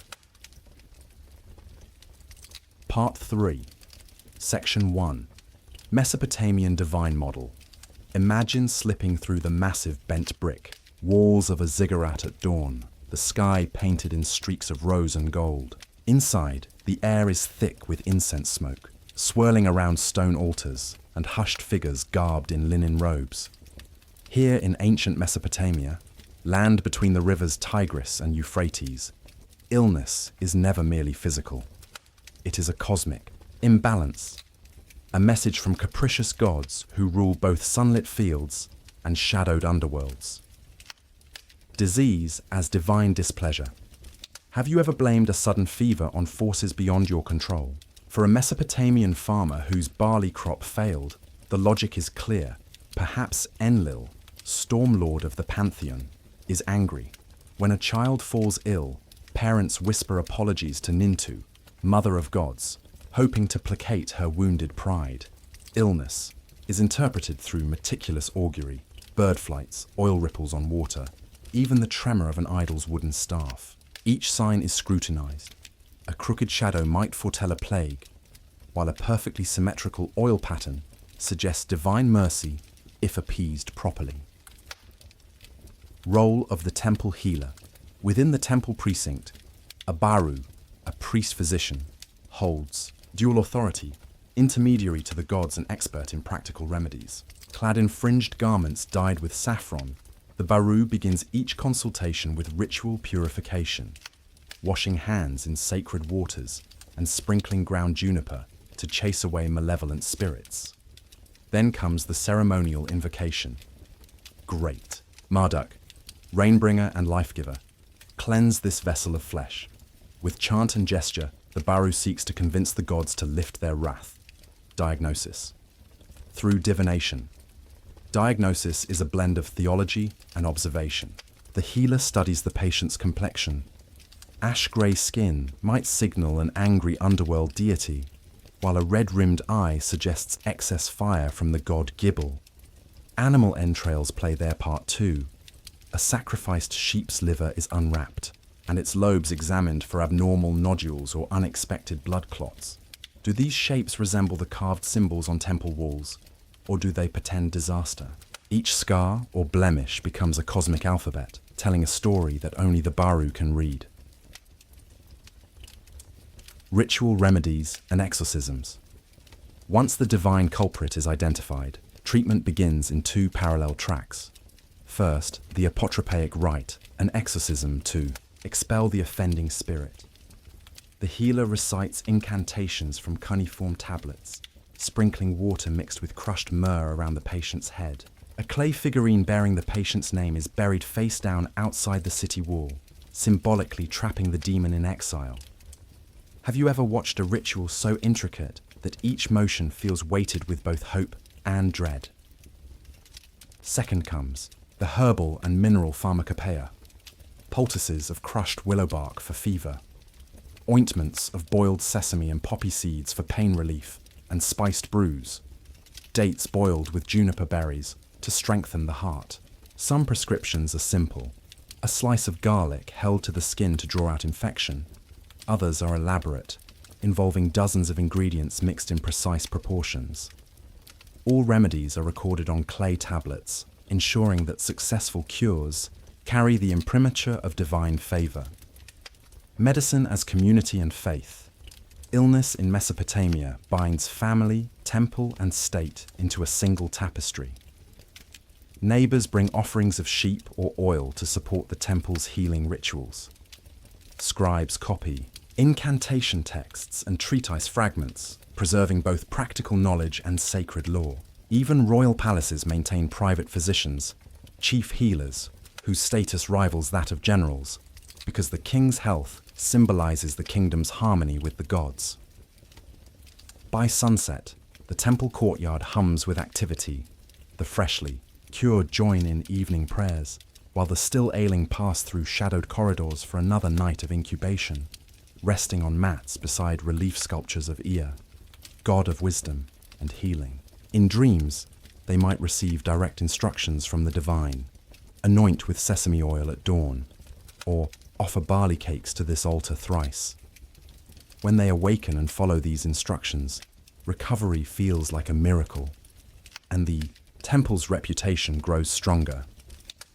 In this world, medicine is not a cold science, but a living dialogue between humanity and the divine. Every fever broken, every poultice applied, is proof that gods can be swayed, if only the right words are spoken and the proper rituals performed. As we leave the incense-laden precincts of Mesopotamia, let's journey next to the sun-drenched gardens of ancient India, where Ayurvedic healers balance the very essences of life. Ready to explore health through the lens of doshas? Let's continue. As the first golden rays of sunrise filter through swaying palm fronds, you find yourself in a courtyard perfumed with jasmine and damp earth. Here, in the heart of ancient India, health is not a matter of pills or potions alone, but a delicate dance of inner energies known as doshas.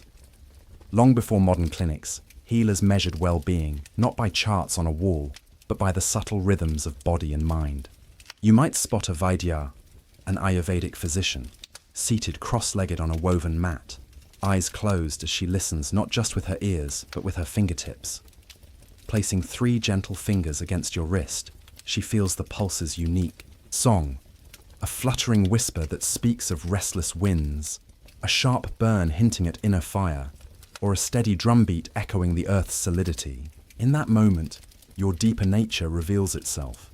Whether air and ether swirl too wildly within you, or heat and water blaze unchecked, or earth and water have grown too heavy and stagnant. From this silent conversation springs a personalized path back to balance. Perhaps you begin your mornings before dawn, letting the world awaken around you as you massage warm sesame oil into your skin.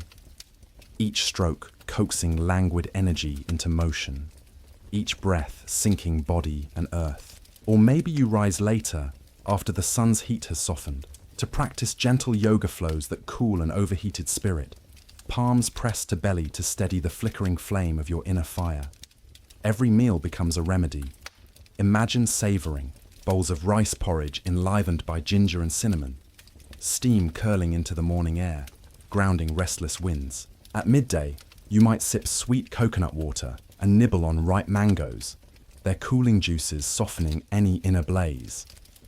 As evening falls and the world cools again, a handful of bitter greens tossed with lemon juice might reignite stagnated currents, reminding you that even the gentlest discord can awaken growth. Herbs, nature's own alchemy, are never far from reach. You learn to appreciate the warming bite of black pepper ginger tea when lethargy weighs you down, the gentle embrace of ashwagandha-infused milk to soothe racing thoughts, or the cleansing lift of neem floral infusions when the skin rebels. Each blend is crafted not from a single cure-all, but from a thoughtful mix of ingredients chosen for your unique pattern of energies. Sip by sip, the body remembers its original song, and there is ceremony too, woven into the fabric of every day. Before nourishing your body, you offer a pinch of rice and a drop of ghee to an altar bedecked with marigolds and lit by a single lamp, an acknowledgement that health springs from humility and gratitude. Mantras rise on your breath as you tilt your head back to gaze at the sky, asking the divine physician Dhanvantari to guide your healing.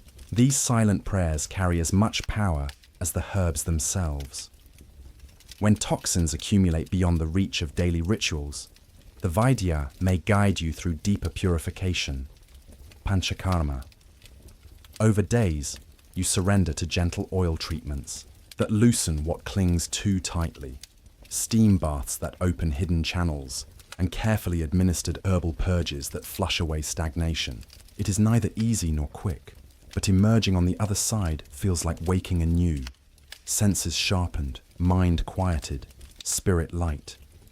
By twilight, the courtyard glimmers with lantern light and fireflies dance among jasmine vines.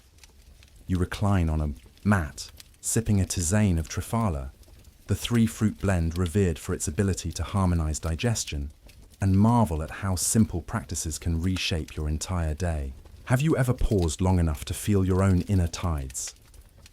In Ayurveda, such moments of reflection are not indulgence, but essential nourishment. This ancient science reminds us that health is not a final destination, but an ever-flowing river. Each sunrise invites you to listen, adjust, and participate in your own well-being. Through breath, touch, taste, and ritual, you learn that balance arises not from suppressing nature's laws, but from dancing in step with them. And as you prepare to leave these sun-warmed courtyards behind, you carry with you the promise that wherever you go, harmony can be found in the quiet whispers of your own body's song. As the hot desert sun climbs toward its zenith, you step through the carved stone pylons of an Egyptian healing temple, the air perfumed with burning frankincense and crushed lotus petals. Here, medicine is an art born of both sacred ritual and practical know-how, woven together like the intricate patterns on a linen shroud. In these hallowed halls, priests and physicians, known as Sabna W, work side by side, blending hymns to Sekhmet with poultices of honey and cedar oil. A patient arrives, guided by attendants through shadowed colonnades, toward a chamber lined with alabaster jars. Each jar holds a remedy sourced from papyrus scrolls, a paste of ground pomegranate rind to staunch bleeding, a honey and natron salve to dry infected wounds, or a blend of castor bean extract and crushed garlic for soothing stomach aches. Yet before any medicine touches the skin, anointing begins. The chief healer traces hieroglyphs of Thoth, God of wisdom, across the patient's brow, murmuring invocations meant to awaken divine compassion. Have you ever watched a ritual so precise that each gesture carries both symbolism and intention? From a nearby shelf, the healer lifts a heavy volume of the Papyrus Ebers, its brittle pages inscribed with over 700 remedies. He reads aloud a prescription for fever, steeped willow leaves and date syrup taken 3 times a day, accompanied by nightly libations of sweet wine poured onto the temple's offering table. The words themselves become part of the cure, spoken, with deliberate cadence to honor both deities and empirical tradition. When it comes to injury, Egyptian physicians are famed for their skill. In a courtyard laid with clean sand, a wounded laborer lies on a low slab, while the sub-UNW attends with metal scalpels and linen strips. The cut is gently cleaned with cooled water from the Nile, then stitched closed with fine flax thread soaked in antiseptic wine. Every movement is measured. Even the path of sunlight falling across the courtyard marks the hour, reminding all that healing is a race against infection and decay. Elsewhere, in a chamber devoted to women's health, an expectant mother drinks a tonic of date wine mixed with fenugreek seeds, said to ease childbirth. Nearby, an herbalist grinds mixtures of cumin seeds, coriander, and myrrh in a stone mortar, crafting a paste that will be applied to chanting patients to ward off cold of the womb. Here, healing touches every stage of life, from cradle to grave. But medicine in ancient Egypt is never purely clinical. Each treatment is framed by ritual drama. Drumming guides breath, incense smoke cleanses the air of unseen impurities, and priests clad in white linen led processions around sacred obelisks. At dusk, the healed join a procession, carrying clay lamps to the temple of Sekhmet. They pour a small offering of beer at her feet, an act of gratitude for a goddess whose fierce power both inflicted and lifted disease. In the cool evening air, as temple walls glow with torchlight and the distant chant of hymns drifts across the Nile, you sense how thoroughly life and faith intertwine here. A healing is not just the sealing of a wound or the easing of fever. It is a covenant between mortal and divine, maintained by song, by scent, and by age-old wisdom etched into papyrus. As you leave the temple precinct, you carry with you the memory of honey's warmth on a burn, of soft linen binding a wound, and of ritual words spoken to soothe both body and spirit. Next, we travel east to the undulating mountains of China, where healers trace the flow of qi along invisible channels and balance yin and yang in search of perfect harmony. Ready to follow their path? Let's continue. As dusk settles over gently, rolling hills, you follow a winding path through bamboo groves to the red cedar doors of a Chinese herbal hall, where the air shimmers with the scent of dried roots and warm earth. Here, the ancient art of traditional Chinese medicine unfolds not as separate remedies, but as an elegant tapestry of philosophy, observation, and touch. Health is understood as the harmonious flow of qi, life's vital energy, coursing through invisible channels known as meridians, weaving together body and spirit in a living mandala. Stepping inside, you notice walls lined with honey-colored cabinets, each drawer labeled in delicate calligraphy: ginseng for strength, astragalus for immunity, romania for nurturing essence. A healer in a simple linen tunic greets you, his palms warm as he places them lightly on your shoulders. With eyes closed, he senses the gentle ebb and surge of qi moving beneath your skin. Is it blocked by too much fire? Has a stagnant pool of dampness settled in your joints? His fingertips trace an arc along your wrists and ankles, mapping the riverbeds of your energy. From the corner of the room, he selects a bundle of fine needles, sterilized, hair-thin, held poised against a jade stone. As you recline on a lacquered bench, the first needle slips into the skin above your wrist, a whisper of sensation, before melting into a soft, deep warmth. Each insertion is followed by a brief moment of silence, as though the body breathes in relief. With a slight twist, the needles guide qi to flow more smoothly, unblocking pockets of tension, redirecting fiery surges toward cooling reservoirs deep within. Have you ever felt a single point of pressure ripple through your entire being, releasing burdens you didn't know you carried? When congestion clings stubbornly to your chest, moxibustion comes into play. A small cone of dried mugwort, lit until it smolders, is held just above specific acupuncture points, its fragrant smoke curling upward like a gentle prayer. The warmth penetrates layers of flesh, driving cold and dampness outward, restoring a sense of balance that words alone cannot achieve. You inhale the herb's earthy sweetness and imagine winter's chill melting away from your bones. In a side alcove, a low table bears steaming porcelain bowls filled with decoctions, liquid, gold tinted by turmeric like rhubarb, dark as night with roasted rehmania. Each cup is sipped in measured intervals, the flavors complex and grounding, a bitter note that clears heat, a slightly sweet undertone that nourishes yin.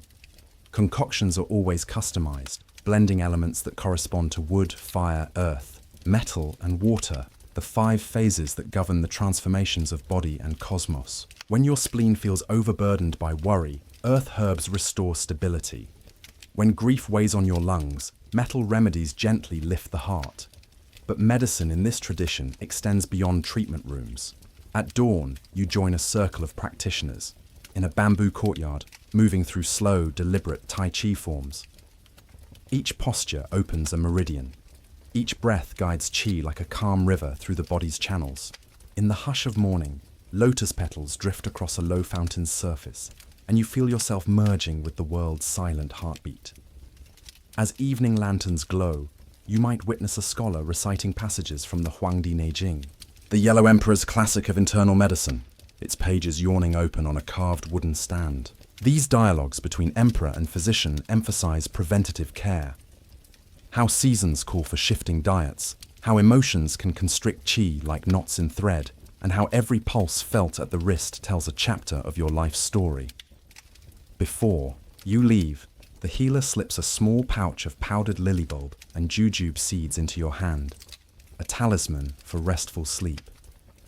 Carry this with you, he says softly, and let your nights heal the days. Outside, moonlight silvers the courtyard stones, and you realize that in traditional Chinese medicine, healing is not a conquest over disease, but an ongoing dance with nature's rhythms, a graceful practice where every breath, every herb, every needle, and every movement weaves you more deeply into the living web of qi. As twilight settles over the olive groves of Greece, you find yourself in a simple courtyard, layered with the scent of drying oregano and dusty stone. Here, medicine takes shape, not in grand temples, but in the measured observations of physicians who carry little more than a leather satchel and a stoic oath sworn to Hippocrates. They see the human body as a microcosm of the world, governed by 4 humors that flow, like seasons through rivers of flesh: blood, phlegm, yellow bile, and black bile. Picture a patient arriving with a flushed face and racing heart. The physician gently presses a finger to the patient's wrist, noting a pulse that feels swift and forceful, an overabundance of blood, the hot vitality of spring running wild. In response, the healer might suggest cooling foods, melon, cucumber, diluted wine, and encourage walks at dawn when breezes temper the sun's fervor. Have you ever felt your own excitement surge and wondered how to temper it? The Greeks believed that restoring balance was as much about lifestyle as any remedy. On another day, a woman complains of chronic lethargy, her complexion pale as winter's mist. The physician observes her languid movements and watery cough, diagnosing an excess of phlegm, the dampness of earth clogging the body's channels. To shift this sluggish tide, he prescribes warming spices, ginger, cinnamon, and gentle exercise under the midday sun. Perhaps he even advises a brief steam bath with eucalyptus leaves, believing that heated air and fragrant vapors can mobilize stagnant fluids. When a farmer arrives clutching his side in fiery pain after a punishing day of harvest, the physician's trained eye spots the telltale yellow cast in his jaundiced eyes. Too much yellow bile, summer's arid heat trapped within. has scorched his organs. Swift action is called for. A regimen of cooling decoctions made from pomegranate rind, honeyed water to soothe the gut, and, in extreme cases, a carefully controlled bloodletting with a sharpened bronze lancet. Though it may sound harsh, this practice, viewed through modern eyes, was intended to unburden the body of its fiery excess, much like trimming dead branches to revive a scorched olive tree. Yet the darkest challenges lie in balancing black bile, the heavy, introspective residue of autumn and winter. A poet, suffering from melancholy, arrives with sunken eyes and a voice that trails off like a dying ember. The physician listens to his clotted pulse and offers remedies to rekindle passion. Warming poultices of mustard seed applied to the chest, invigorating walks along the blustery coast, even prescribing social gatherings to stir laughter and companionship. They understood that the soul's darkness often mirrored the body's imbalance. Throughout all treatments, the Hippocratic physician remains guided by observation and moderation. He records each case on papyrus, the color of urine, the cadence of breath, the quality of sleep. He avoids extremes, no overwhelming purges, no excessive diets, knowing that the best medicine is often a gentle correction, a patient reassurance, and the simple wisdom of living in harmony with nature's own cycles. At dusk, as oil lamps flicker low, the healer might recite the famous Hippocratic maxim, "Let food be thy medicine, and medicine be thy food." In those words lies an enduring truth, that our well-being depends not on a single cure, but on the daily choices that guide our bodies back toward balance, blood warming in spring, phlegm clearing in summer, yellow bile cooling in autumn, and black bile yielding in winter. And so, as you leave this humble Greek courtyard, ask yourself, how might you tune your own internal seasons? In the rhythms of breath, in the choices of food, and in the simple art of observation, you may discover a path to health as timeless as the Mediterranean breeze itself. As dawn's pale light filters into the bustling courtyard of Rome's surgical school, you find yourself surrounded by the sharp tang of iron instruments and the faint whisper of students eager for discovery. Here, in the hands of Galen, a towering figure whose reputation echoes from Greece to Gaul, anatomy becomes both science and spectacle. Unlike the practitioners before him, Galen does not merely treat symptoms, he peels back the veil of the living body, seeking to understand the machinery within. Imagine a wooden table draped with linen, upon which a freshly sacrificed animal, a goat or a pig, lies ready for examination. Galen approaches with calm authority, his fingers tracing the creature's sinews before selecting a slender bronze bistoury. As he makes the first incision, a hush falls. Students lean forward, breath held, as sinew parts and flesh gives way. With each layer revealed, he names organs aloud, lungs like delicate sponges, heart chambers pulsing in miniature echoes of human life, and the liver's glossy lobes that filter the animal's blood. His voice is steady, but his excitement is tangible. Each discovery, each vessel traced, confirms theories laid down by Hippocrates and opens new chapters in understanding. Have you ever watched a master at work, turning the unknown into knowledge? Galen's dissections are more than demonstrations, they are experiments. By tying off blood vessels with carefully knotted ligatures, he observes how fluids reroute, proving that arteries carry blood rather than air. He inflates the windpipe with bellows, watching the lungs swell like golden balloons and demonstrating the mechanics of respiration. Students gasp as Galen ties the recurrent laryngeal nerve and elicits a faint bleat, proof that voice springs from muscular springs deep within. Within his private study, shelves groan under scrolls and wax tablets teeming with observations. Galen's sketches, rough, inked outlines of bones and muscles, serve as blueprints for physicians who will follow centuries later. He refines surgical tools, forceps with curved tips to grasp splinters, scalpels forged with sharper edges, and probes so slender they can explore wounds without tearing flesh. Each innovation emerges from a simple question: how can we see more clearly, know more precisely, and heal more effectively. Galen's influence extends beyond the dissecting table. In his lectures, he weaves philosophy and physiology, comparing the body's humours to four rivers that must flow without obstruction. He recounts cases where a gladiator's chest wound closed with silk and spit, or where experimental cauterization stemmed the bleeding of a horse's leg. His emphasis on empirical observation, that only through seeing and testing can one claim truth, sets him apart in an age prone to superstition. As evening falls and oil lamps gleam against copper instruments, Galen delivers his final insight, that medicine is an endless pursuit. He encourages his pupils to question textbooks, to verify by touch and trial, and to honor the body as both temple and factory. In his hands, the ancient art of healing transforms into a disciplined craft grounded in anatomy, experimentation, and compassion. Stepping out into Rome's humid dusk, you carry with you the memory of lungs expanding, of precise incisions guided by a scholar's mind and of a restless spirit determined to map the unseen.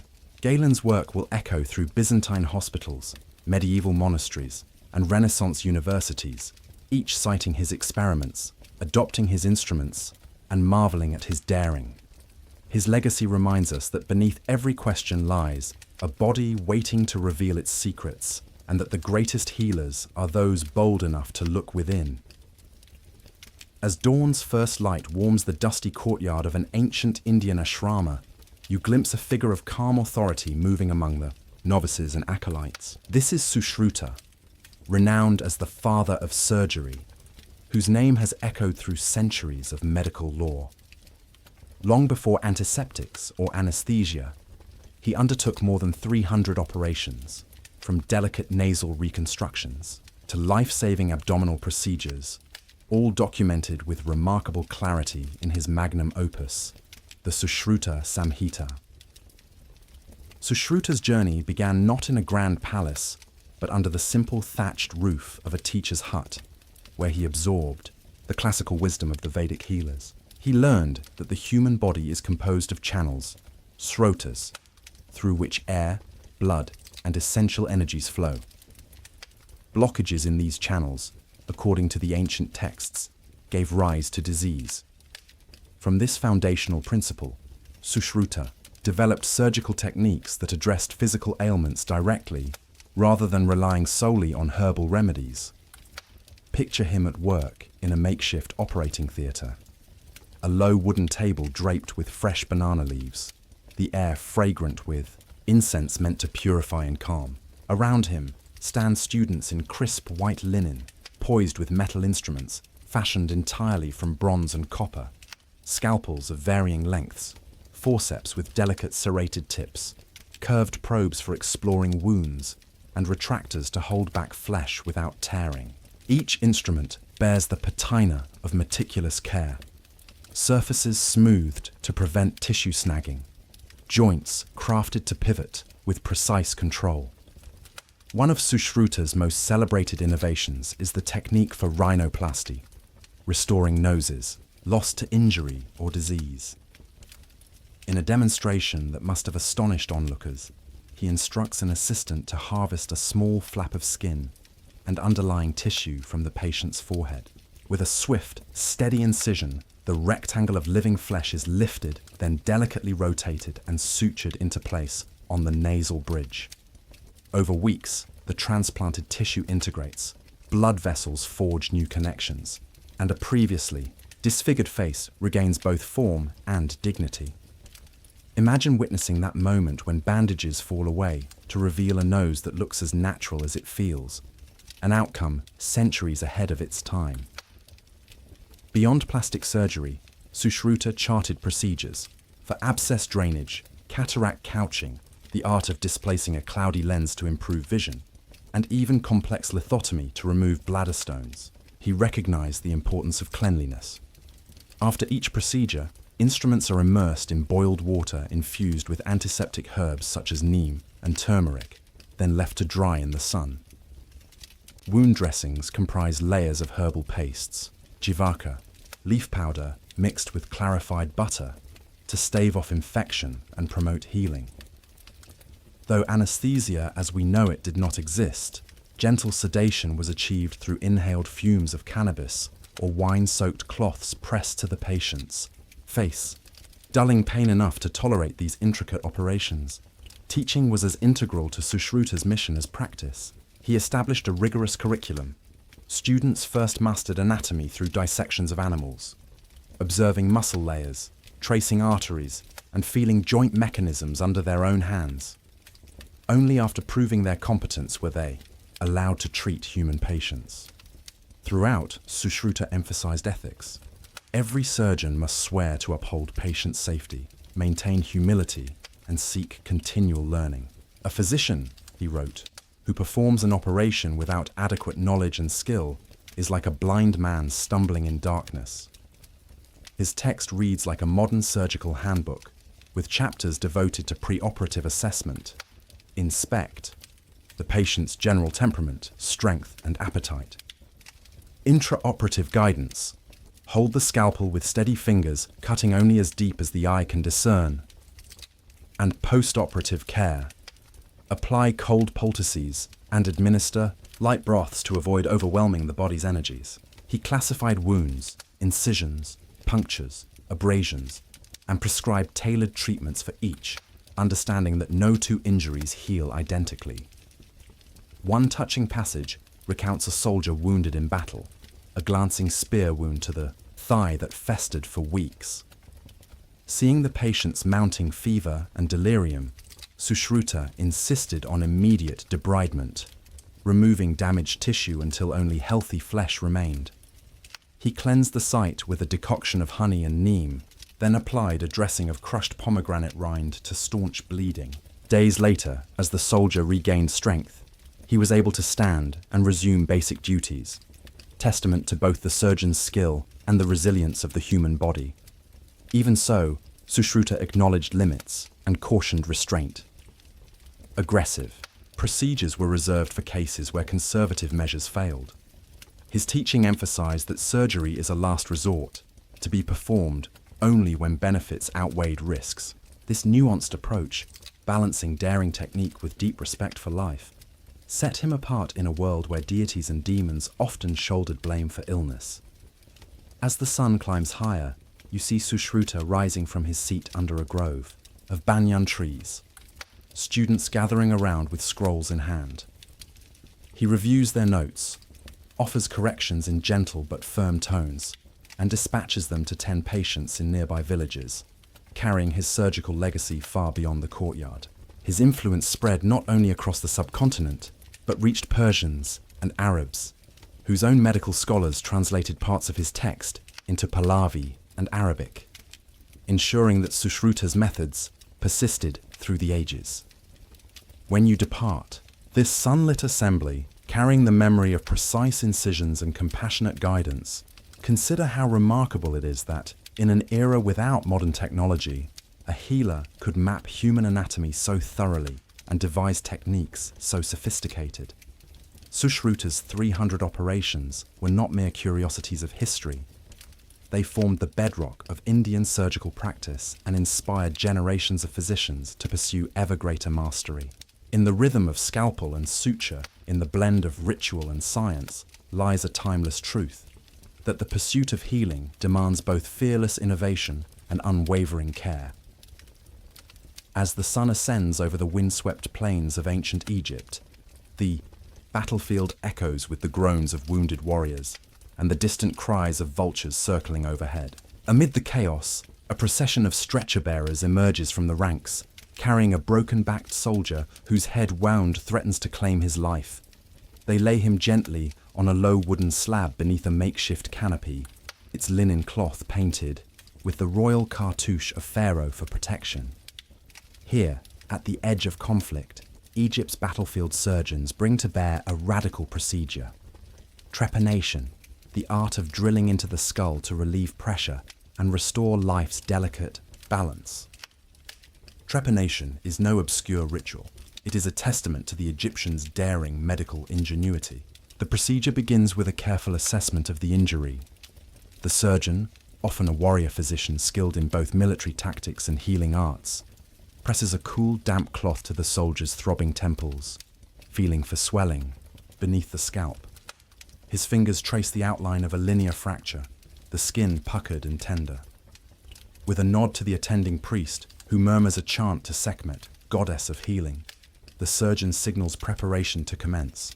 A strip of linen soaked in wine and myrrh is gently tied around the patient's head, its antiseptic fumes numbing nerves and invoking divine favor. Nearby, a basin of Nile water, clear, life-giving, and laced with crushed lotus petals, stands ready for cleansing. The surgeon's tools lie arranged on a blood-darkened cloth. A set of flint drills honed to a piston-smooth finish, copper chisels warmed in the sun to prevent bone splintering, and polished bronze saws for precise cuts. Each instrument bears the patina of countless uses, yet is maintained with meticulous care.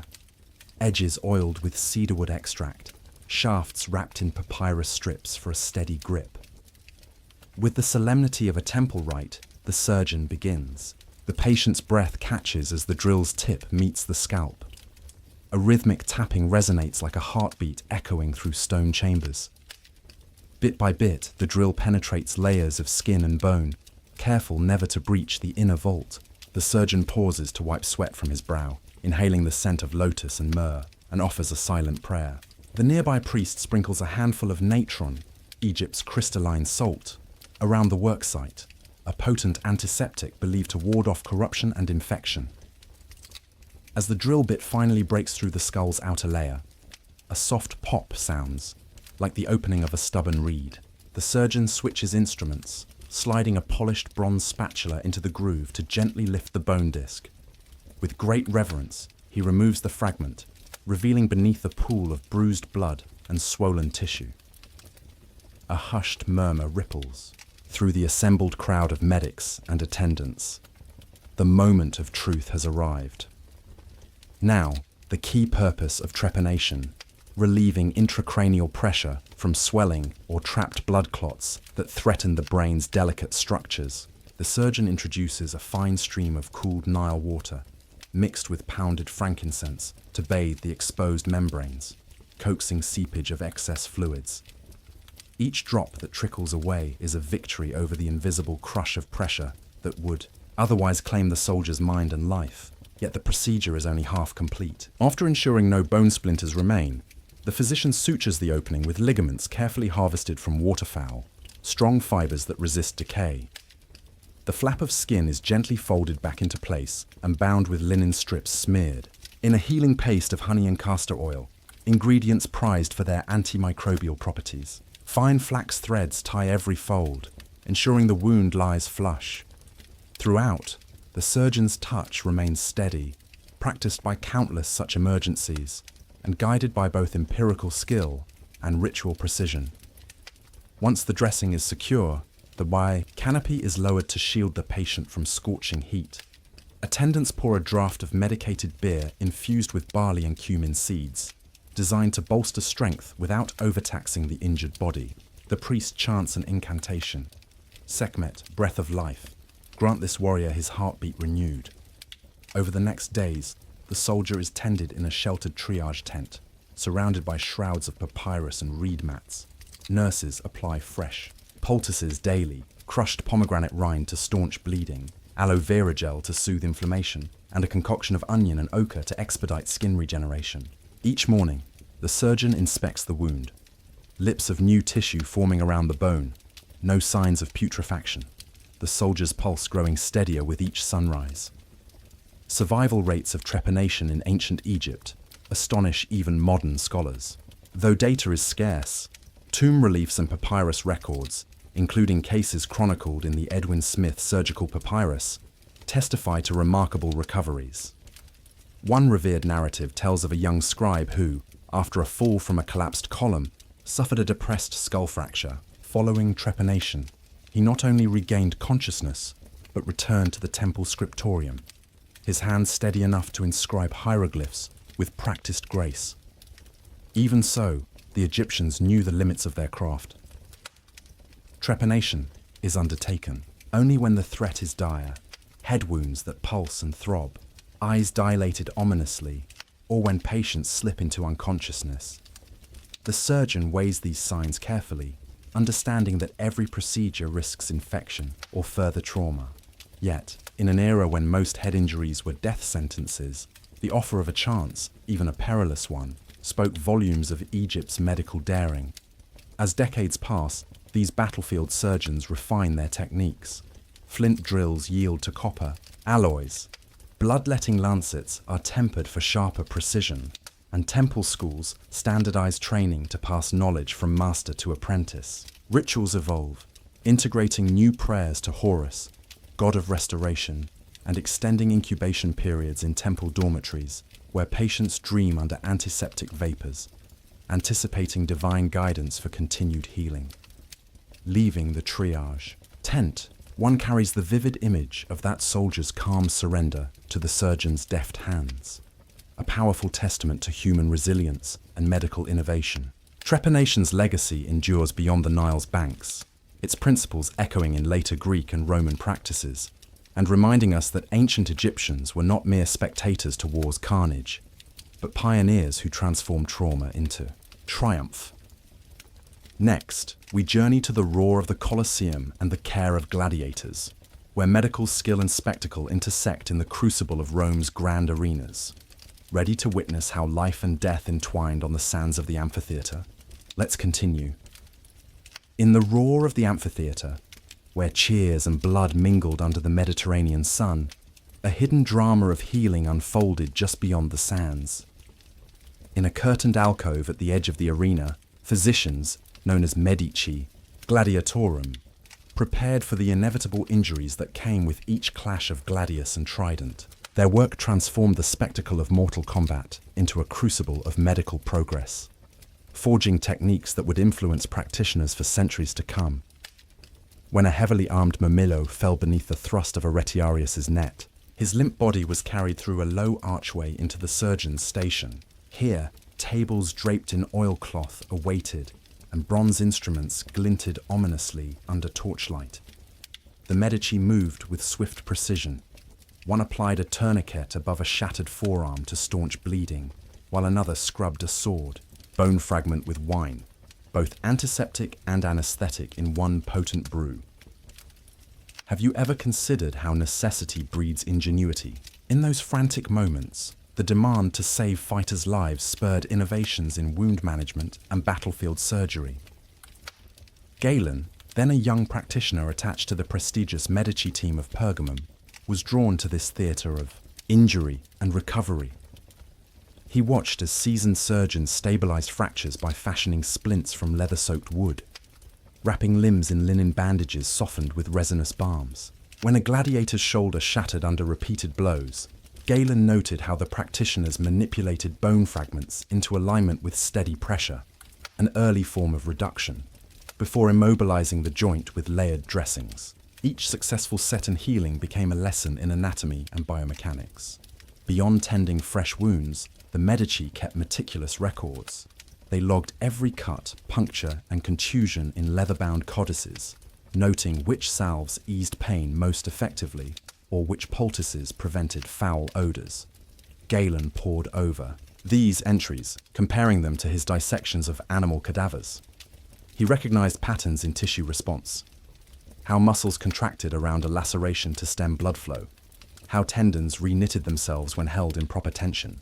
This empirical approach, documenting outcomes, refining techniques, laid the groundwork for a truly experimental medicine. As gladiators recovered, many returned to the sands, their scars proof of both their survival and the skill of those who healed them. Galen saw in these living case studies a unique opportunity. By observing how human bodies responded to trauma, he could infer the positions of organs, the courses of vessels, and the resiliency of tissues. In quieter moments, he requested permission to dissect bodies of gladiators who succumbed to fatal injuries, always with the approval of their owners, who prized the knowledge gained in pursuit of ever better care for their fighters. Under lamplight, Galen performed these dissections on a low stone slab. Using scalpels finely sharpened by artisan metalworkers, he cut through skin and fascia, tracing muscles down to their bony attachments. His students watched as he exposed the brachial artery, demonstrating how its pulsations correlated with the heart's rhythm, or how the diaphragm's dome-shaped contraction facilitated breath. When he inflated the lungs via a reed syringe, inserted into the trachea, they shivered at the sudden expansion, marveling at the simple proof of respiratory mechanics. Instrument innovation blossomed in this environment. Galen modified scalpels with ergonomic handles for precise control, experimented with slender probes to locate lodged arrow tips, and adapted forceps originally designed for harvesting grapes into tools for extracting shrapnel. In letters to colleagues in Rome, he described these improvements not as curiosities, but as vital advancements. A sharper blade meant a cleaner incision and faster healing. A better grasp on a probe meant avoiding damage to delicate tissues. Outside the surgical tent, the amphitheater's dust served as an unwelcome classroom. Galen observed how infections crept into neglected wounds when moisture combined with grit. A lesson that spurred him to champion regular cleaning protocols. He recommended rinsing injuries with boiled wine or seawater and changing dressings twice daily, innovations that reduced gangrene and saved countless lives. In his later writings, he credited his gladiator field experience for teaching him that a wound unattended is a wound condemned. The spectacle of the arena, its blood, sweat, and victory cries, demanded swift solutions. A gladiator could not linger in convalescence if he was to earn his keep. This urgency created a culture of rapid assessment. A physician learned to gauge a fighter's vital signs with a glance to determine within moments whether a cooling poultice would suffice or whether immediate intervention was required. Galen's acute observational skills, honed in these pressurized conditions, became legendary throughout the empire. Over time, associations formed between trainers, fighters, and physicians. Owners began commissioning private mobile clinics, wheeled tents stocked with Galen's instruments and herb-infused ointments. When a champion fell, he was swiftly treated on site rather than sent to distant infirmaries, an approach that minimized infection and downtime. News of these efficient clinics spread along caravan routes, influencing military medics who adopted similar field hospitals to support Rome's armies. Though gladiatorial combat would eventually wane, its contribution to medicine endured.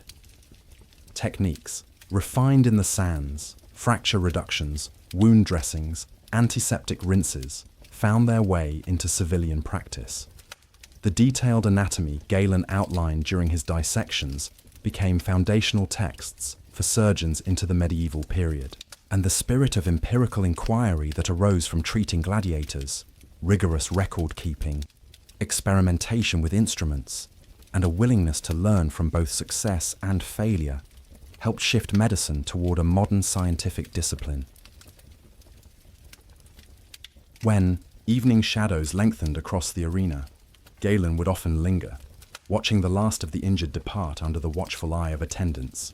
He knew that each healed fighter, each revived champion, carried not only his personal story of survival, but the story of medicine's evolution.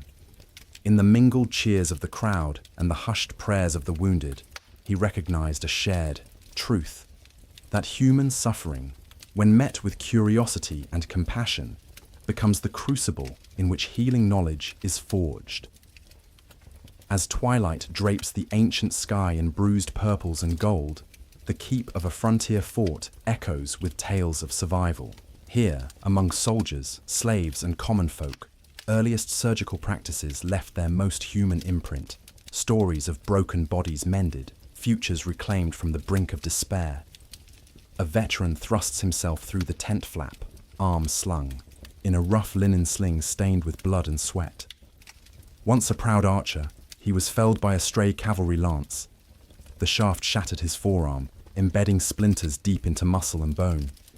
Many would have been left to fate, but here the surgeon, steeped in the teachings of Galen and the battlefield lessons of Egyptian medics, sets to work. Stripping away ragged tissue, he enters the wound with a slender probe, coaxing out every splinter.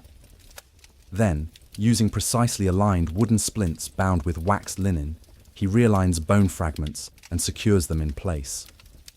Over days, the soldier endures pain that would break the stoutest heart. Yet each morning he awakes to find the splints still firm and the swelling subsiding, a testament to both human resilience and surgical acumen. Elsewhere, a slave named Nara lies on a low pallet, beneath a banyan tree's cooling shade. She arrived weeks ago, her leg mangled by a collapsing roof beam. The household healer, recalling techniques from the Sushruta Samhita, had performed a rudimentary debridement, removing crushed bone and embedding herbal pastes of turmeric and neem into the wound to staunch infection. Then came the miracle of reattachment. Using strips of pig intestine as makeshift ligatures, he rejoined torn blood vessels, stitching soft tissue with flaxen thread. When Nara first opened her eyes, she could sense warmth returning to her foot, a fragile spark of life that grew stronger each dawn. Weeks later, she hobbles on the repaired limb, each step a quiet declaration of survival. Not all stories center on soldiers or servants. In a bustling Greek port town, an aging fisherman named Dion finds himself at the mercy of a sharp trident blade that nicked his abdomen in a brawl. Fearful of the nearby plague whispers, his family drags him to the local Hippocratic physician, who has learned to balance humours with both knife and clay jar. Instead of hasty stitching, the doctor opts for a cautious approach. He explores the wound by candlelight, probing gently to ensure no entrails have been punctured. Satisfied, he irrigates the cavity with cooled wine, then fills it with a doughy poultice of ground barley and frankincense. Over several days, Dion's fever breaks, and the wound closes without the horrors of sepsis. His gratitude is humble. He returns to his boats, nets mended, mind at ease, carrying a scar as subtle as a well-placed stitch. In the heart of a Roman quarry, a transport slave named Lucius suffers a grievous shoulder injury when a slab of marble shifts. The Medici Gladiatorum, surgeons bred on the sands of the Colosseum, are summoned by his overseers. Under their practiced hands, he receives his first taste of Galenic field medicine, a swift reduction of a dislocated joint, followed by application of a cooling balm made from crushed cucumber and poppy husks to calm inflammation. Lucius spends nights under the watch of vigilant nurses who rebandage his shoulder daily and whisper prayers to Asclepius. By the time the moon completes its cycle, he raises his arm without pain's protest. In gratitude, he carves an inscription on a nearby wall: "Here lived death, here rose Lucius anew." Even children bear witness to these early triumphs. In a humble Egyptian village, a boy named Amun falls from a date palm ladder, suffering a depressed skull fracture. His father, recalling the famed trepanations of battlefield surgeons, pleads for help at the temple of Sekhmet. There, under flickering torchlight, a priest surgeon drills a careful hole above the child's injury, releasing built-up pressure. The boy's cry is short-lived. As the priest praises the goddess, the bleeding slows, and Amun's eyes regain focus. In the days that follow, he plays among temple columns again, his laughter ringing through colonnades that once housed only solemn chants. Each of these survival stories carries a common thread: the courage to endure agony and the determination of healers to refine their craft. Pain was not numbed by morphine, but managed with wine or the fleeting haze of incense. Infections risked lives, but were held at bay by antiseptic herbs and daily wound care. Surgical instruments, simple by today's standards, were wielded with steady hands, guided by decades of trial and careful record-keeping. Perhaps most striking is the social ripple these recoveries caused. A healed soldier returns to defend his homeland. A freed slave regains worth through labor. A fisherman casts nets again, feeding his village. A quarry worker lifts heavy stones anew. A boy climbs date palms with carefree abandon. In each case, a body restored meant a life rejoined to its community, a testament to how surgical innovation transcended mere technique. It wove itself into the fabric of society. As night deepens and the stars take their posts, you glimpse the lantern-lit tents, and the faint outlines of healing hands at work. These pioneers of early surgery, guided by Sushruta's precision, Galen's inquiry, and the daring spirit of battlefield medics, constructed a legacy far richer than any marble statue. They taught us that to heal is to honor life's fragile thread, and that every mended limb, every suture placed, is a story of human triumph over the razor's edge. Next, we'll reflect on these practices in a broader light, considering both their limits and their enduring impact on the journey to modern medicine. Ready to ponder how far we've come and what still binds us to these ancient innovators? Let's continue. As the embers of another day's labours fade into the hush of night, you find yourself alone in the lantern-lit courtyard of the great medical school. Instruments lie clean but silent on a low wooden bench. Scalpels, whose edges gleam coldly, probes still bearing the faint metallic tang of last night's lessons, and bandage strips neatly rolled like tiny scrolls of hope. Here, in the quiet aftermath of triumphs and tragedies, one cannot help but reflect on the delicate balance between daring innovation and the ever-present spectre of suffering. Consider the courage it took for those early surgeons to press bronze, scalpels against warm flesh without the comfort of modern anesthesia. A soldier's anguished scream as a blade slices through tissue may jar you, but he endures it, driven by the slim but precious promise of continued life. Pain was neither abstract nor theoretical. It was a searing reality, mitigated only by fumes of cannabis or wine-soaked rags pressed to the nostrils. Have you ever wondered how those patients found the will to lie still while a healer's steady hands worked to mend bones and ligaments? In that crucible of agony, they forged the first tales of resilience, their bodies teaching physicians what no textbook could fully describe. In the same breath, we must acknowledge the limits of their world. Sterile environments were unknown. Infection lurked in every drop of unboiled water. Every grain of dust carried on a breeze through the open courtyard. Surgeons relied on boiled wine, crushed myrrh, and the antiseptic properties of native herbs to cleanse wounds. Yet even the most meticulous rituals, sprinkling natron, anointing with honey, could not guarantee immunity from gangrene or septic fever. Throughout history, many who underwent the most brilliant procedures succumbed not to their injuries, but to invisible enemies that crept in after the blades were sheathed. And then there was the question of precision. Without X-rays or microscopes, physicians mapped the human body with animal dissections, gladiator autopsies, and countless trial and error lessons on battlefield casualties.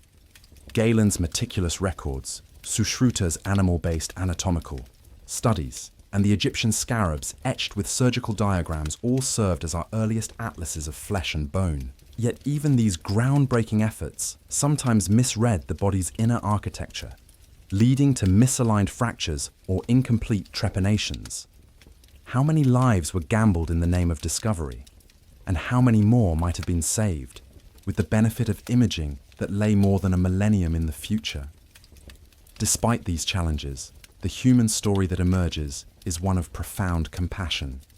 Early surgeons were bound by a code, you could call it proto-Hippocratic, that placed the patient's welfare at the center of every decision. They refused to operate unless they believed benefit outweighed risk. They trained apprentices in the hushed corridors of temple dormitories, passing on not only technique, but also empathy, how to hold a trembling hand, how to whisper reassurances as lantern smoke curled overhead, how to honor the sacredness of the living body. In an age when gods and demons were blamed for every malady, these healers took a different path, accepting responsibility for both success and failure, and allowing their patients' recovery to light the way forward. From our vantage point, witnessing the marvels of microscopes and MRI scans, it can be easy to forget that every modern operating room stands on the shoulders of those early pioneers. The stainless steel, the sterile gowns, the whisper-quiet hum of ventilation systems, all represent solutions to problems first encountered in open courtyards and temple precincts. When you slip into a surgical gown and step beneath the halo of bright lights, know that you inherit centuries of hard-won knowledge. How to stop bleeding vessels with clamps that evolved from simple ligatures, how to sew tissue with sutures whose origins lie in flax, pig intestine, or linen strips, how to scrub into an operation with soap and water systems born of early antiseptic rites. Today's innovations, robotic arms that mimic the surgeon's hand, nanotechnology that delivers drugs to precise cellular targets, gene therapy that corrects inherited defects, may seem light years removed. Yet they share a common lineage. Each new advance asks the same fundamental questions debated under banyan trees and in shadowed colonnades. How can we heal without harm? How can we understand the body's secrets more deeply? How can we preserve dignity even in the face of great suffering? And so we come full circle to ask ourselves, in an age of technological marvel, what can we still learn from those who operated with bronze tools and faith in divine favor? Their world lacked our imaging, our drugs, our digital precision, but they possessed an intimate knowledge of human courage and a willingness to push boundaries in service of life. They understood that medicine is more than mechanics.